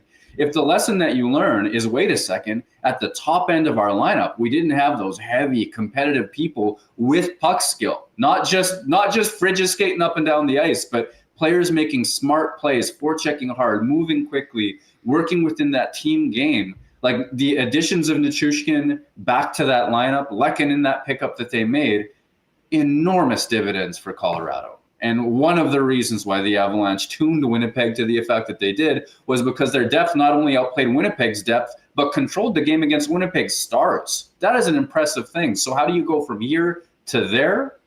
Now I'm wondering, does Winnipeg explore the trade route for some of its young players? Yeah. I don't think so. I think they're heavily invested in those particular prospects that we've named so far, to be clear. Agreed. But they have moves to make. The Winnipeg Jets have moves to make. And again, that's why I go back to that Nikolai Ehlers thought as well, 1 year away from the expiry of his deal. You know what, dude? It's funny. Like about 2 months ago when the team was battling for first place and right there with Colorado and Dallas, I was sort of looking at the roster construction of the club and, all the guys that are signed and kind of thought that this was going to be sort of a quiet, borderline dull offseason. This series against the Colorado Avalanche has, I think, significantly changed my outlook on that. How about you? I think so too, because there's a time when Sean Monahan arrived, I'll use him as an example, the chemistry on the power play was so instantaneous, and we weren't watching Winnipeg get absolutely schooled with pace every single night. To watch him in the Stanley Cup playoffs this year, you wonder, okay, well, he was a good fit. Culturally, he was a good fit. Are the Jets looking at, a 3 or 4 year deal for him? Well, if they signed him to that, is that a commitment to playing a slower, different brand of hockey than what gave the Jets so much success? Suddenly, what seemed like a no-brainer when he was scoring every day on the power play is a difficult decision. What could be a term that made sense? What would be a role that made sense? And if he is your second-line center, who's playing on the wings to make sure that you have success through that regular season and again into the playoffs? That's a question. Tyler Toffoli arrived with a lot of fanfare. I'm not necessarily expecting him to sign. I don't know what his plans are, but I'm not expecting that one. There are jobs open, roles open, and identities open, I think, on the Winnipeg Jets that make things... Let me put it this way. Last year's offseason, everybody knew was hard. It was probably one of the most difficult offseason Kevin Cheveldayoff has ever had. but you knew what the problems were. You knew what the items were to solve. Wheeler, Dubois, Scheifele, Hellebuck. Sort through that, you'll make it through the end. He did it really well, led to a lot of success. This time, even surrounding what the problems are is going to take a really thorough reflection, I think, on their part. One more for you before we go. And again, we're going to have plenty of time in the upcoming weeks before the draft to kick this around, and certainly throughout the offseason, post-draft as well in the summer. But you mentioned Nikolai Ehlers. First off, what did you think about him overall in this series? And second to that, considering, the usage, what he's done, where he's played, his history here with this team, if you had to guess his future, what would it be, and how tied into it is who's coaching the hockey team? Yeah, Nikolai Ehlers was like his second-line line mates, and I know he played up and down a little bit, but with Tyler Toffoli and Sean Monahan, and that every once in a while they did something good, but they were largely outmatched and largely didn't get a lot done. So he's a player that I would say the difference between him in terms of how he played in these playoffs and a version that can take things over and be an impact player in the Stanley Cup playoffs, there's room for growth there, and a lot of it. I believe in the player's quality, and I still see him in that maturation process. I wouldn't throw him out just to do it, but that's a situation where Winnipeg can look and say, well, hey, he was good when he played with Scheifele. Whenever they promoted him to that line, even the third period of Game 4, the first two periods of Game 5, there were things that were working for them. He hit the post. He got a lot of entries through Scheifele. There were a lot of good plays that they made. And yet the coach played him mostly on that second line, and so he doesn't have those results. And he's also now, because they didn't have chemistry in the playoffs or they just got outmatched so badly, he can't say, well, hey, I elevated the second line all by myself. I don't know if Kevin Cheveldayoff feels as sour on Nikolai Ehlers' potential as it seems that Rick Bowness does and previous coaching staffs did as well. But I do think that it would make sense if they explored a trade with him, because first of all, you have to look at the player's odds of re-signing. Does he see more for himself in the future? I don't know. He hasn't told me he wants out. But I think that there is a sense that he might not be a long-term Jet. If you do move him now with the year left on his contract, you get some value for him, presumably that top four type of defense situation. Maybe there's something to that. If he stays and extends and re-signs, he has an evolution in his game to take. And I don't think that necessarily he's going to be able to carry a Sean Monahan, Tyler Toffoli type line in the playoffs without becoming a much more physically impactful version of himself. I'm still talking on this one. This is a monologue. People are going to say that he was soft or he disappeared in a physical manner. In Game 5, he was making hard plays at blue lines to generate exits and entries. There were some things there. I think Ehlers' biggest problem in this series was when he had the puck on his stick, he didn't seem to have a sense of how much time and space he had. There were some just chaotic plays where he wasn't the best version of himself. And if he can't get to the best version of himself, I can understand plenty of criticism for him right now. Yeah, it is like that. That is going to be a fascinating story in the fact that, this is sort of a figure it out off season when it comes to Ehlers' future, because, too valuable player to let go for nothing at the end of free agency. This would normally be a time that historically Winnipeg Jets go and talk to their players about extensions. And I do wonder where his head's at, the people around him, his agent, because he has been such an important player for this club. And he scored 25 goals, none on the power play. That matters. And we think about something like, I know Kevin Fiala got traded for basically because the Wild were in that cap situation and couldn't afford him. And that's not going to be the case with Nikolai Ehlers. But I believe that Fiala trade netted a first-round pick and Brock Faber. And Faber's obviously been absolutely phenomenal this year and is going to be a Calder finalist with Connor Bedard. They do that trade 10 out of 10 times, again, because of what it's brought. Now, there's no guarantees you're going to get that sort of a return. But if he's not here likely for the long haul, I think this summer and heading into the draft might be that time that, and I know this is not going to make some fans upset because he's such a popular player, that we might move on from him. I lied. One more just on the way. Friday, Cheveldayoff and Bowness are going to speak. Just from your perspective, what are you most interested to ask here? Where's the focus for you going to be on both of those exit interviews with the media? Well, I think Rick Bowness's future is going to be a topic of conversation. I wouldn't be surprised if he leads his press conference just by speaking to it, or if somebody leads it such that we don't even have to ask the question. It's kind of taken out, and whatever the future is known. Or maybe he finishes it that way. I'm not sure. I think that they're going to have to proactively address that. Maybe they'll just tell us that they're assessing, like Kevin Cheveldayoff likes to do. I'm most interested in clues as to what they're thinking about who delivered and who didn't. That's the number one thing, because I think that the Jets improved a lot. I think that the gulf between what they got to, I called it, they hiked us. They thought they climbed a mountain, but they only got as far as base camp. Colorado showed them what Everest looked like, was what I wrote. And I believe that. I think that there's a lot of distance to cover. I also think at times like this, the fan response, the media response, when it's an emotional thing, we act as though every player on a team that didn't win the series that they were just in must be flawed, must be incapable of winning. If we didn't like the way they played, they must be incapable of playing well at some time in the future. Get rid of them, the bum. There is going to be an important assessment period for management and coaching about what they think the difference is and who they think can be solutions. And so any frank amount of discussion that they're willing to have about the type of game they want to play, the holes that they see, the performances that they liked or didn't, which we'll see if they get into it. I want to know. I want to know who they think can be a part of a winning future.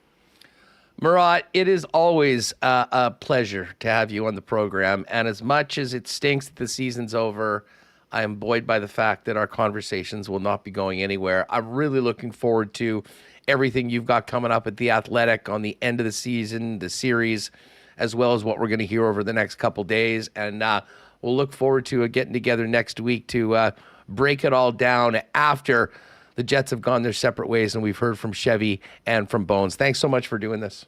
Thanks for having me, Huss. Thank you very much. There is Murat. And again, if you're not subscribed to The Athletic, what the hell are you doing? Some of the best Jets coverage around and so much more at theathletic.com. And, of course, give Murat a follow as well at WPG Murat. We're going to go a little long today, folks. We've got some more business to take care of, including something that I think is going to crack you all up, our next segment and our next guest. But I do want to welcome, it's spring here. I know it's time to make tea times. Unfortunately, we're welcoming the Jets to the tea time scene. Was hoping that wouldn't be this soon. But of course, our friends at Breezy Bend Golf and Country Club support all of our golf reports on the program. We'll kind of talk more about the sport being played as opposed to teams that are being invited to the course now that they're finished their playoffs. But of course, if you haven't already, check out breezybend.ca. Talk to our pal Corey Johnson about more information on one of Winnipeg's top private clubs, as well as an unbelievable spot for hosting weddings. It's all at breezybend.ca. Got to welcome some new friends on board with WST. I guess the season's done and it is now spring. And I'm ready to get down to the Beer Can. If you haven't been to the Beer Can, it's Winnipeg's best outdoor beer garden scene, just connected to the Granite Curling Club. And it's really become, one of the top places in the entire city to go to enjoy our all too brief summers.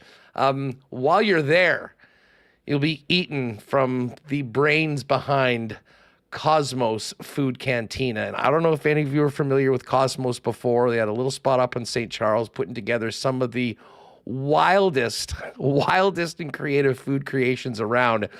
The Cosmos guys doing the food at the Beer Can again this year. So not only will you get the best in Winnipeg's local beer, you'll get some of the best food around. And they've been busy too. They've opened Hoagie Boys, wild sub shop on South Osborne, and are now doing amazing things, doing the food over at Next Door, connected to Good Neighbor at 116 Sherbrooke in the heart of Wolseley. So Remis and I are going to head down to Hoagie Boys, and we're going to do some real fun stuff with them. We'll let you know more about what's happening next door and the beer can throughout the summer.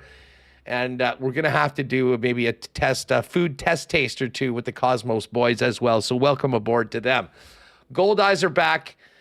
And it's kind of funny. It's May 1st. We're back doing Gold Eyes promos and getting ready for the season.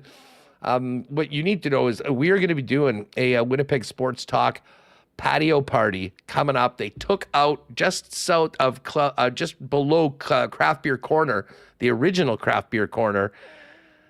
We've got a 110-person patio built and a 90-person patio built.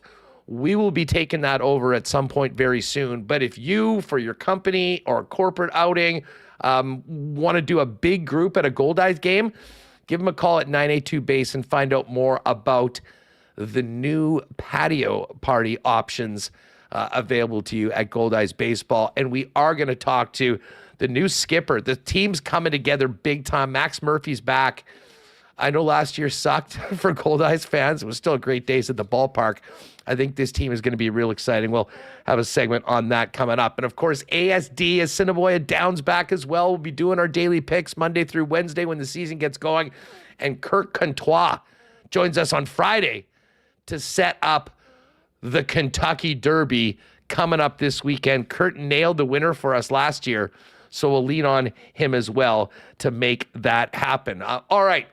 Tonight is AEW Wrestling. I'll look forward to seeing some of you there. Congratulations to all our winners. If you need a laugh, stick around for this next interview. Winnipeg's own Don Callis joins us now to talk about returning to his hometown with AEW Wrestling and some of what we'll see tonight down at Canada Life Center. Don, welcome home. How are you today? Great to be here with you, and excited to be back in front of the home crowd here in Winnipeg for the AEW show. I think it's going to be a lot of stuff going on. People are going to be pretty excited. Don, you've made a living being the most hated man in pro wrestling often. Do you feel the love when you're back in Winnipeg, or is it more of the same that you get on the road everywhere else with AEW? I think the difference is when I'm in Winnipeg, people think that I get a lot of people asking me for favors. They want to borrow money, they want tickets, can you mention me on Twitter? These sorts of things. They seem to think that because they had the misfortune to grow up in Winnipeg and that I went to high school here, that somehow we have some sort of a connection. And I really can't say strongly enough, there is no connection. We all have the misfortune of spending time in Winnipeg, and that actually makes me more repulsed by you than if you were, say, from Toronto or LA and you asked me for something. I still wouldn't give it to you. But it's more annoying because I know when it happens to me in Winnipeg, it's because they think that we have some sort of connection, and there isn't one. I hate to say it. All right. Well, I'm glad you cleared that up right off the bat for any of your friends or alleged former confidants that might be around here thinking of hitting you up. Well, just on that note, as the leader of the Don Callis family, you've got, the hottest star in the game: Will Ospreay, Powerhouse Hobbs, Fletcher, Takeshita. Will I take it that you won't be giving them a Don Callis guided tour of our beautiful city before the matches, or will there be anything special for the family coming home to where the city that spawned Don Callis?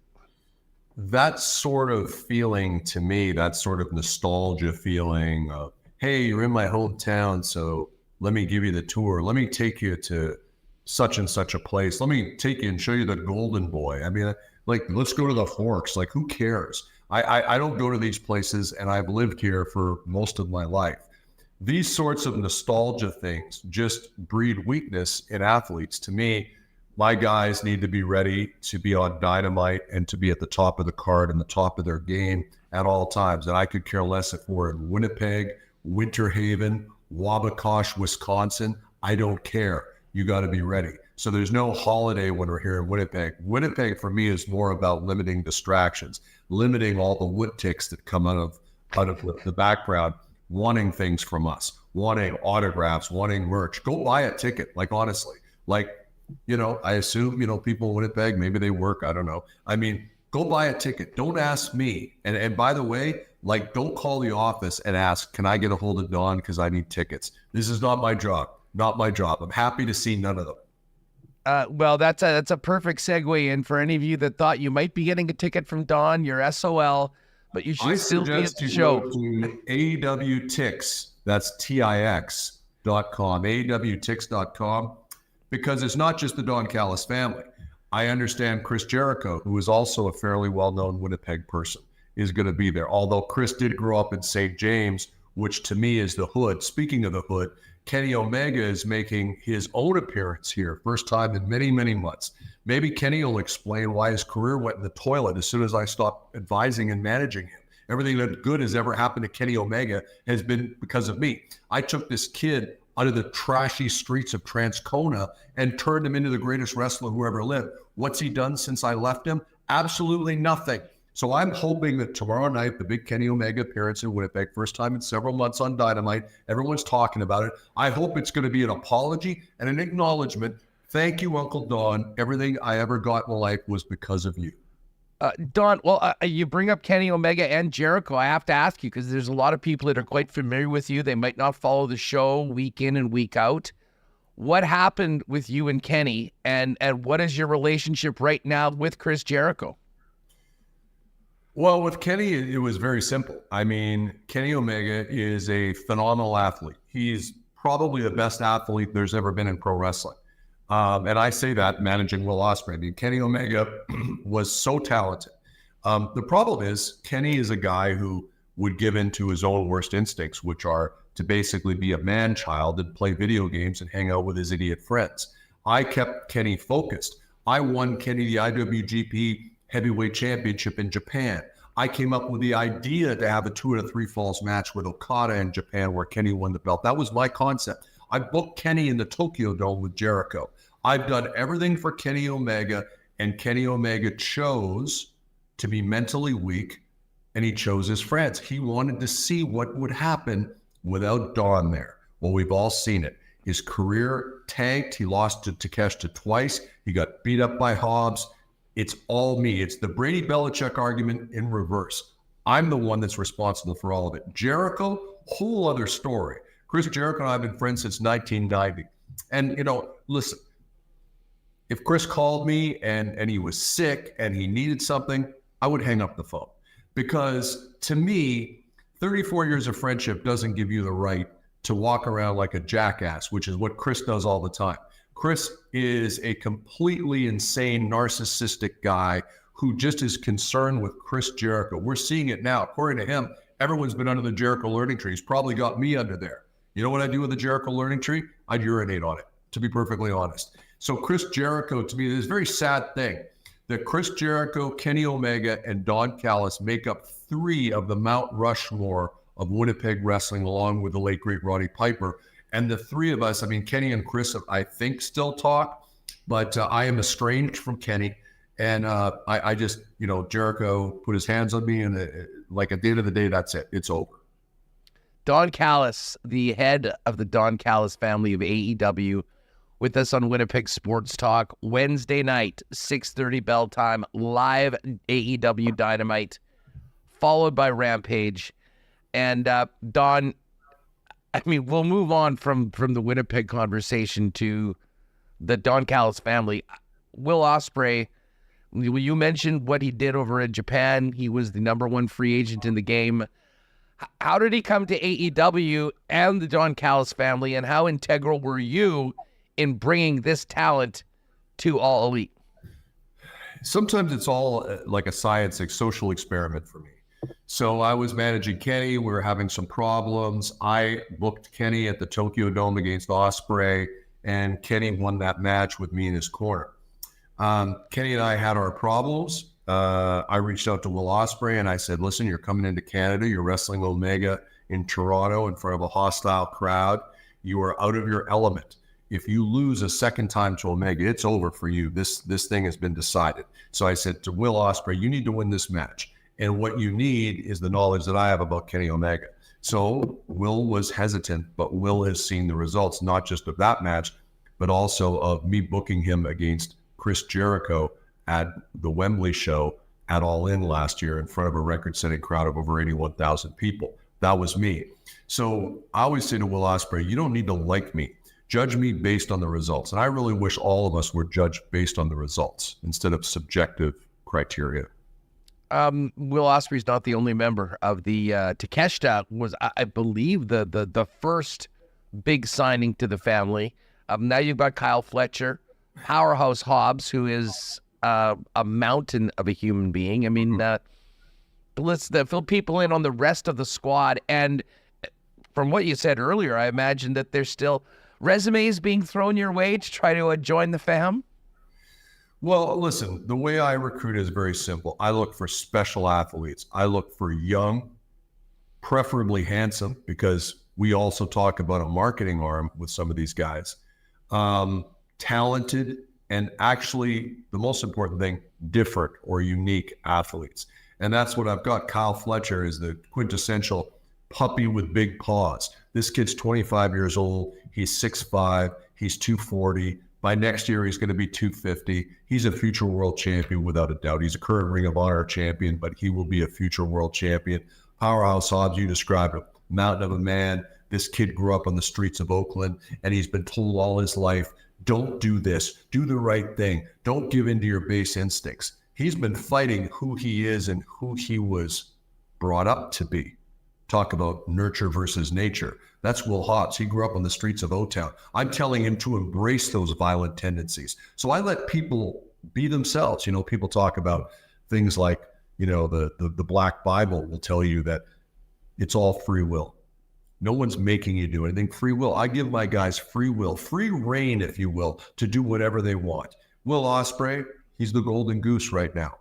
Maybe there'll be a new golden goose. I'm actually actively recruiting for wrestlers. And I've put out my top 5 guys that I'm looking at. Swerve Strickland, who's the new AEW world champion, who for some reason chooses to associate himself with Prince Nana. And I've been telling Swerve, you want to go to the next level, you need to bring what I can bring to the table, not what the backup dancer brings to the table. I also am looking at Orange Cassidy. I'm also looking at Claudio Castagnoli, who I'm a big, big fan of. And actually a guy a lot of people haven't heard of, Zach Knight, who is a tremendous young wrestler from England. So these are guys, and in the immortal words of Fritz von Erich, you know, I have my favorite sons, but the rankings can always change. And I like to keep my guys on the razor's edge. At any moment, you could go down in the pecking order or up in the pecking order based on how you perform and how you wrestle. Don, you just mentioned Swerve Strickland, who just won the AEW championship, the biggest prize in all elite wrestling. You mentioned your thoughts on Swerve. He will be, we'll learn who will be challenging him at Double or Nothing for the AEW title. Might it be one of the members of the Callis family? You know, we're going to find out. And I have a lot of respect for Swerve Strickland. I think Swerve Strickland is a guy who, the sky truly is the limit. This is a guy who, outside of wrestling, is a media sensation. He's a star. He's a guy that's done the right thing his whole life. He's a guy who took care of his family. I've met his mom, great lady, great family. This is a kid who volunteered for the U.S. military and served his country. This is a kid who deserves to have representation that is worthy of his talent. And so if I can help Swerve by booking one of my guys in a world title match with him, I'm happy to do it. Because whether I end up managing Swerve Strickland or not, I'm a guy who's always going to be a Swerve Strickland fan. And I'm happy to do him a favor. And one day I may ask Swerve for a favor. And that could be a title shot for Takeshita. That could happen too. But I don't give those things away. We focused in on the Winnipeg guys for obvious reasons, but there's a lot of other great Canadian talent in AEW. We're going to see Adam Copeland tomorrow against, I believe, one of the members of the House of Black. Thoughts on Adam Copeland and the man he won the TNT championship from, Christian? I've known Adam and Christian since they were 19 years old. Winnipeg was their first television territory they came into. I was the champion here at the time and the most well-known guy. And I worked with those guys quite a lot, both of them. Actually, Adam and I were just talking the other day. We had a wrestling match at a beer bash at Taché Hall at the University of Manitoba in 1996. And Adam said, yeah, you kept me out there for 45 minutes. I used to like to put time in the ring, but we had a lot of fun. Christian's a guy who I think both of those guys are just so talented. And I think the amazing thing is, like, both of them physically look better now than they did when they were 19 or 20 years old. And, both fitness fanatics, both guys who really do it the right way. And I have a lot of time for both those guys. Which of Adam or Christian owes you more for their success in the ring? Well, it's interesting. I mean, I think both. Christian came in here as kind of a guy that was booked as a favorite of Adam. And Christian worked underneath matches, actually under a mask, in the character called the male nurse here, which is not a great gimmick to be given. But I saw something in Christian, and I actually booked him in an angle with Lance Storm, because Lance was probably the best wrestler we had here, and let Christian work with him, which I think Christian learned a lot. Adam, I mean, we started him out here, and then, like, later on, when Rick Martel and I were a tag team in the Maritime territory here in Canada as the Supermodels, Rick Martel and Don Casablancas, with the greatest tag team that never won a world title.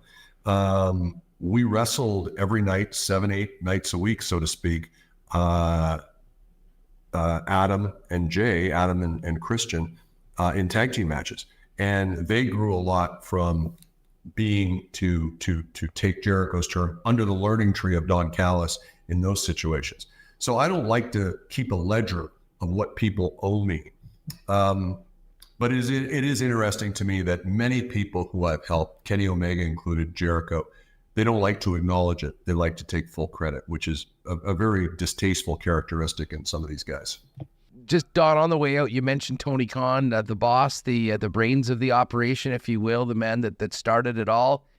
He was pile driven by the Young Bucks last week. We saw him on the NFL draft wearing a neck brace. What was your reaction to all of that, and how is Tony right now? I don't know how Tony is. I do know I follow very closely the NFL draft every year. And I did see that Tony was still wearing a neck brace at the Jags draft, which, you know what? Tony's a guy, I'll give him credit. Tony has more energy than anyone I've ever seen in my life, in terms of he's taking care of multiple massive, multi-billion dollar businesses.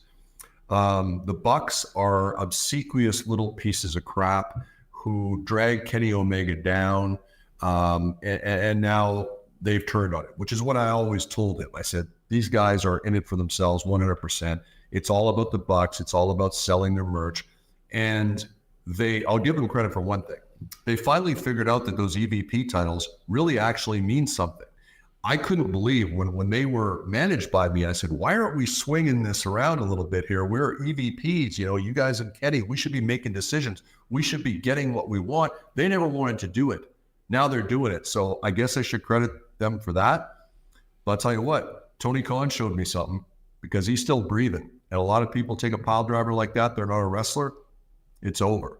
So Tony Khan is a guy with a dream. He's a guy with a lot of passion. And I hope for the sake of the company he comes back. Personally, don't care if I see Tony again. But he's my boss, and he's the reason that we're all here talking about this thing.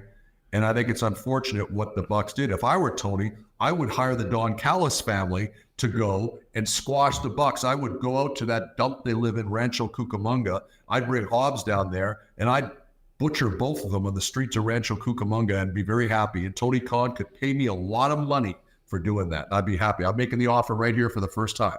I hope Tony's listening. AEWTix.com for the show. Bell time is 6:30. Dynamite gets going on at 7. We'll look forward to welcoming the stars of AEW and the Don Callis family. Don, it's always entertaining and a pleasure having you on the program. Great to be here with you. Not great to be here in Winnipeg. I don't even know what to say about that. I was having a hard time holding it together. Is there a better heel shtick anywhere than Don?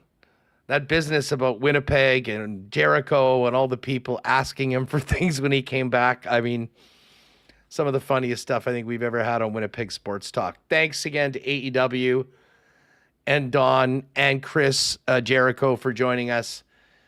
And we'll look forward to seeing all you winners tonight, and the rest of you wrestling fans are going to be down there. I believe bell time is 6:30, and the show goes live, which you can watch on TSN 2, I believe, at 7 o'clock p.m.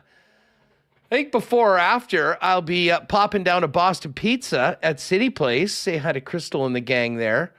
Obviously, it'll slow down a bit now that the playoffs are done, just in the downtown area. But the Boston Pizza is still your place to get together to watch Stanley Cup playoff hockey throughout. Now, they've got the new playoff menu, which has the wing flights, that new Sicilian square footer pizza, and the jalapeno popper dip. And unfortunately, there'll be no more home game tickets for playoff games to be given away. However, they are giving away a grand prize trip for 2 to the Stanley Cup final. Pop by your local BP, saddle up, enjoy the new playoff menu, and enter to win a trip to the Stanley Cup final. And obviously, a lot of the white stuff will probably be put away at Royal Sports. But I will tell you what, gang, that's probably a good thing because they need room for all of the spring merch that's coming in right now. Soccer is back, softball, baseball, running, and of course, a huge selection of bikes as well at Royal Sports. I don't condone picking another team to root for the rest of the way. Well, you can be rooting for them, but you can't turn into another fan. But obviously, the rest of the National Hockey League, the teams that are playing, are also well represented. Not to mention NFL, got the new draft caps and more there. Royal Sports, for 40 years now, family-owned, the original sports superstore in the Peg. And check out all that cool stuff over on the Kings skate, snow, and surf side. Remo, how did you enjoy Dawn?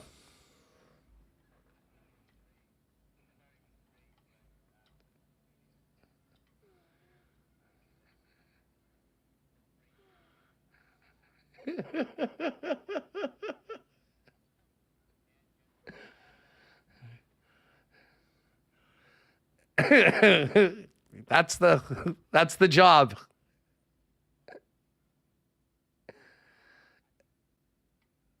Oh, Spency, it's not funny, Huss. Don't break kayfabe. I'm looking. Be split. Not a wrestling guy, but he was very good. And by the way, T. Conopoli, thank you for the super chat. T. Conopoli, quite outraged at the shade thrown to the good people and the community of Transcona by our previous guest. Yeah, sorry. You repeated what I was saying, but I was saying, yeah, Spency was telling us not to break kayfabe. You shouldn't be laughing. We should be outraged. This is real.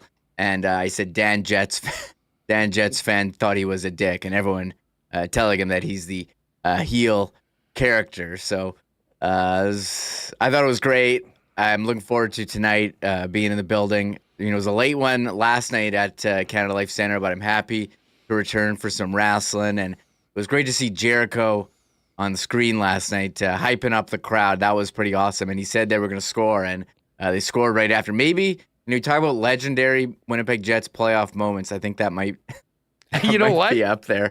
You know, it's kind of fun. Yeah, no, go ahead. I said it's a great point. The own goal later on that period sort of took a little bit of the air out of us, but those second intermission conversations with fellow Jet fans in the concourse would have been a little bit different and maybe focused a little bit more on the prophecy of Jericho for the Jet power play, which took place last night. Yeah, didn't Don say he wanted to urinate on the prophecy, or was that the tree of Jericho? So it's the learning tree. The learning tree, and yeah, T. Conopoli was not happy about catching some shade about Transcona. And with a super chat, T. Conopoli saying, Callis, I wouldn't let you near T. Kona. You sell out, LOL. So shout out to T. Conopoli for taking that one. We'll see you guys tonight. I know we're actually, Remo and I, along with one of the winners, are actually on the floor tonight. I'm not sure whether we're going to be on the right on the hard cam side where people can see us or not. But take a look. We'll have to wear WST hats to the event tonight to get a little international exposure. If we're there, maybe a sign. WST loves Don Callis. I bet you. Yeah, that'd be pretty funny. So yeah, I mean, I'm looking forward to seeing it up close. We were at the last show. We had a lot of fun. So we'll see what they have to bring out. You know, it's kind of cool to see what Adam Copeland, rated R superstar. I remember him as Edge in WWE. So the highlight, Jeff Jarrett at the last one. I thought that was cool in the no holds barred match. So we'll see who. Well, who and they the bring rebar out. mitzvah, that was of awesome. MJF, who's Loved not it. around, not around these days. I don't know what's up with him. Bigger heel, Don Callis or Rennie, which I truth got a teller. good kick out of. The truth teller. And listen, I don't know how many of you were there last night, but like I don't even know what time. Like I went out after the game. I didn't get home until late. I needed to just blow off a little steam and hang out with some friends and talk about the game and the series. I got home late, and I think the guys had just started. They were on the air until like 4 a.m. last night, Remis, and we were both there right until they signed off last night. That was a very memorable K&R last night after Game 5. Yeah, if you're looking for additional Jets content, check out last night's Kenny and Rennie. I think they went from like 2 a.m. to 4 a.m. So Connor and I recorded a video after, and if you want to see more discussion too, check out our channel for that video. And Rennie had to do some Sportsnet duty, so they got started a bit later than normal. And I guess, you know, what's better to do, Huss, at 2 a.m. than the last game of the season to go through every player, talk about how they performed in the playoffs. So I'm like watching them wanting to go to bed, being like, okay, when they're done, I'm going to post our video because I don't want to stomp on, you know, the Kenny and Reddy audience. And I think at 3:30, I was like, hey, I'm done. I don't know when these guys are going till. So I scheduled it for 4. And I was like, well, if I wake in, I'll listen. And I lay down and fell asleep listening to Rennie at 3:30. I showed it to my wife for taking the kids this morning. I did get a bit of a sleep in. Yes, Leah, nice work. You deserved that. Like craziness hours. So we'll talk to Ken later this week. Love to have Rennie on. I mean, just wild hours when you have a 9 p.m. local start. Rennie battled through it too. He was yawning a little bit, but there was a lot to get to, and they did get to it all. I'm sure I'll have a little bit more content, in and around the end of the season, with next couple days hearing from the players, and then on Friday, the coach and the general manager. Hey, let's put this on the record right now for our Why Not question of the day.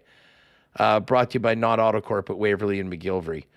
Before we get to the Coolbet Lines, I'm interested in people's thoughts on will or won't Bones be the head coach of the Jets next year? And again, there's a lot that goes into this. I mean, the team will have a say in it. Rick Bowness will have a say in it. So where are you at right now? Fresh off of the loss to the Avalanche, but a great regular season where many strides were made. Do you think Bones will be or won't be? If you're with us on YouTube right now, click on the poll. Be interested to see how that one shapes up. Before we're done, let's get to the Coolbet Lines today. By the way, Rio, actually, before we even do the Coolbet Lines, we're going to give a shout out to Winnipeg native Rod Black, who might have been the most proud dad in sports last night. That was really cool yesterday, all over social media, that Rod Black's son got called up to the Milwaukee Brewers for his first. Now, I didn't even know Rod Black had a son that played professional baseball, and then they were interviewing Rod during his first at bat, and he got a hit in it. And this was like the number one feel good story.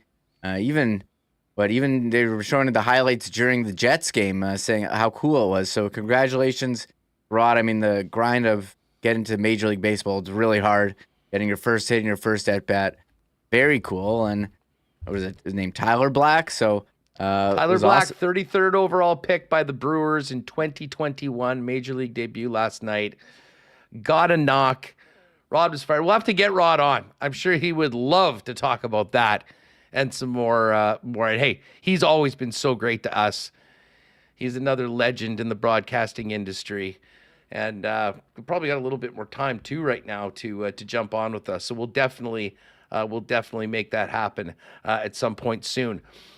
We got a couple games tonight in the National Hockey League. Let's look at the Coolbet lines. Unfortunately, our Jets to win the series bets have been ripped up, but there are other teams that are still going at it for the cup.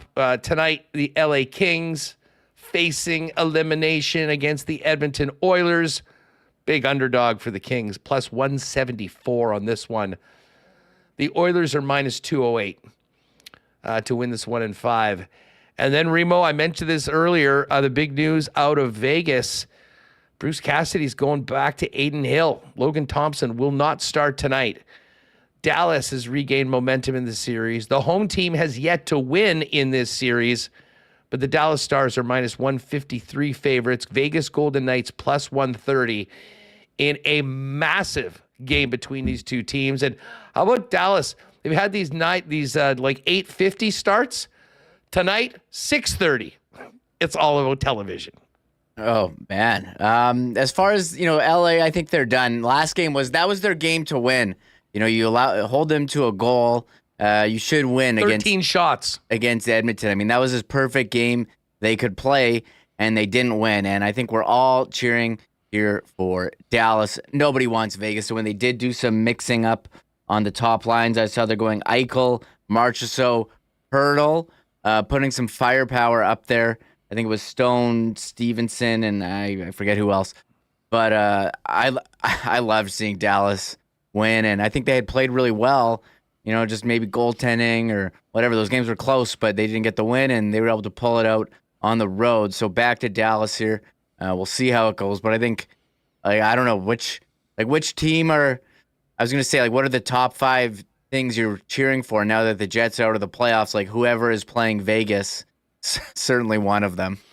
Yeah, I'm going for Dallas in this series, and then I will be going for Colorado in this series. And I'll tell you what Colorado wants. They want these two teams to play another 3 games and beat the hell out of each other for the full 7, and then have the Avalanche ready to go. By the way, I like the home teams tonight. I'm going to be on Dallas and Edmonton. If you put those together in just for a simple 2-game money line parlay, it's plus 145. Jake and Pat, though, have thrown it in the Coolbet exclusives. Both home teams to win, boosted up to plus 170. So again, always check out those Coolbet exclusives. Always some really great stuff. Kentucky Derby odds are up right now. And I know we were talking about wrestling. Apparently, Pat just let me know there's a big backlash event overseas, I believe in France on the weekend. It's funny that more and more of these pay-per-views are actually getting listed on Coolbet. No, it's not on there, is it? Yeah, he said that it's up right now. Entertainment, I believe that's what it is. Oh, no, that's not it. Let me type it in. Okay. Here it is. Backlash. Yeah. Here, I got it.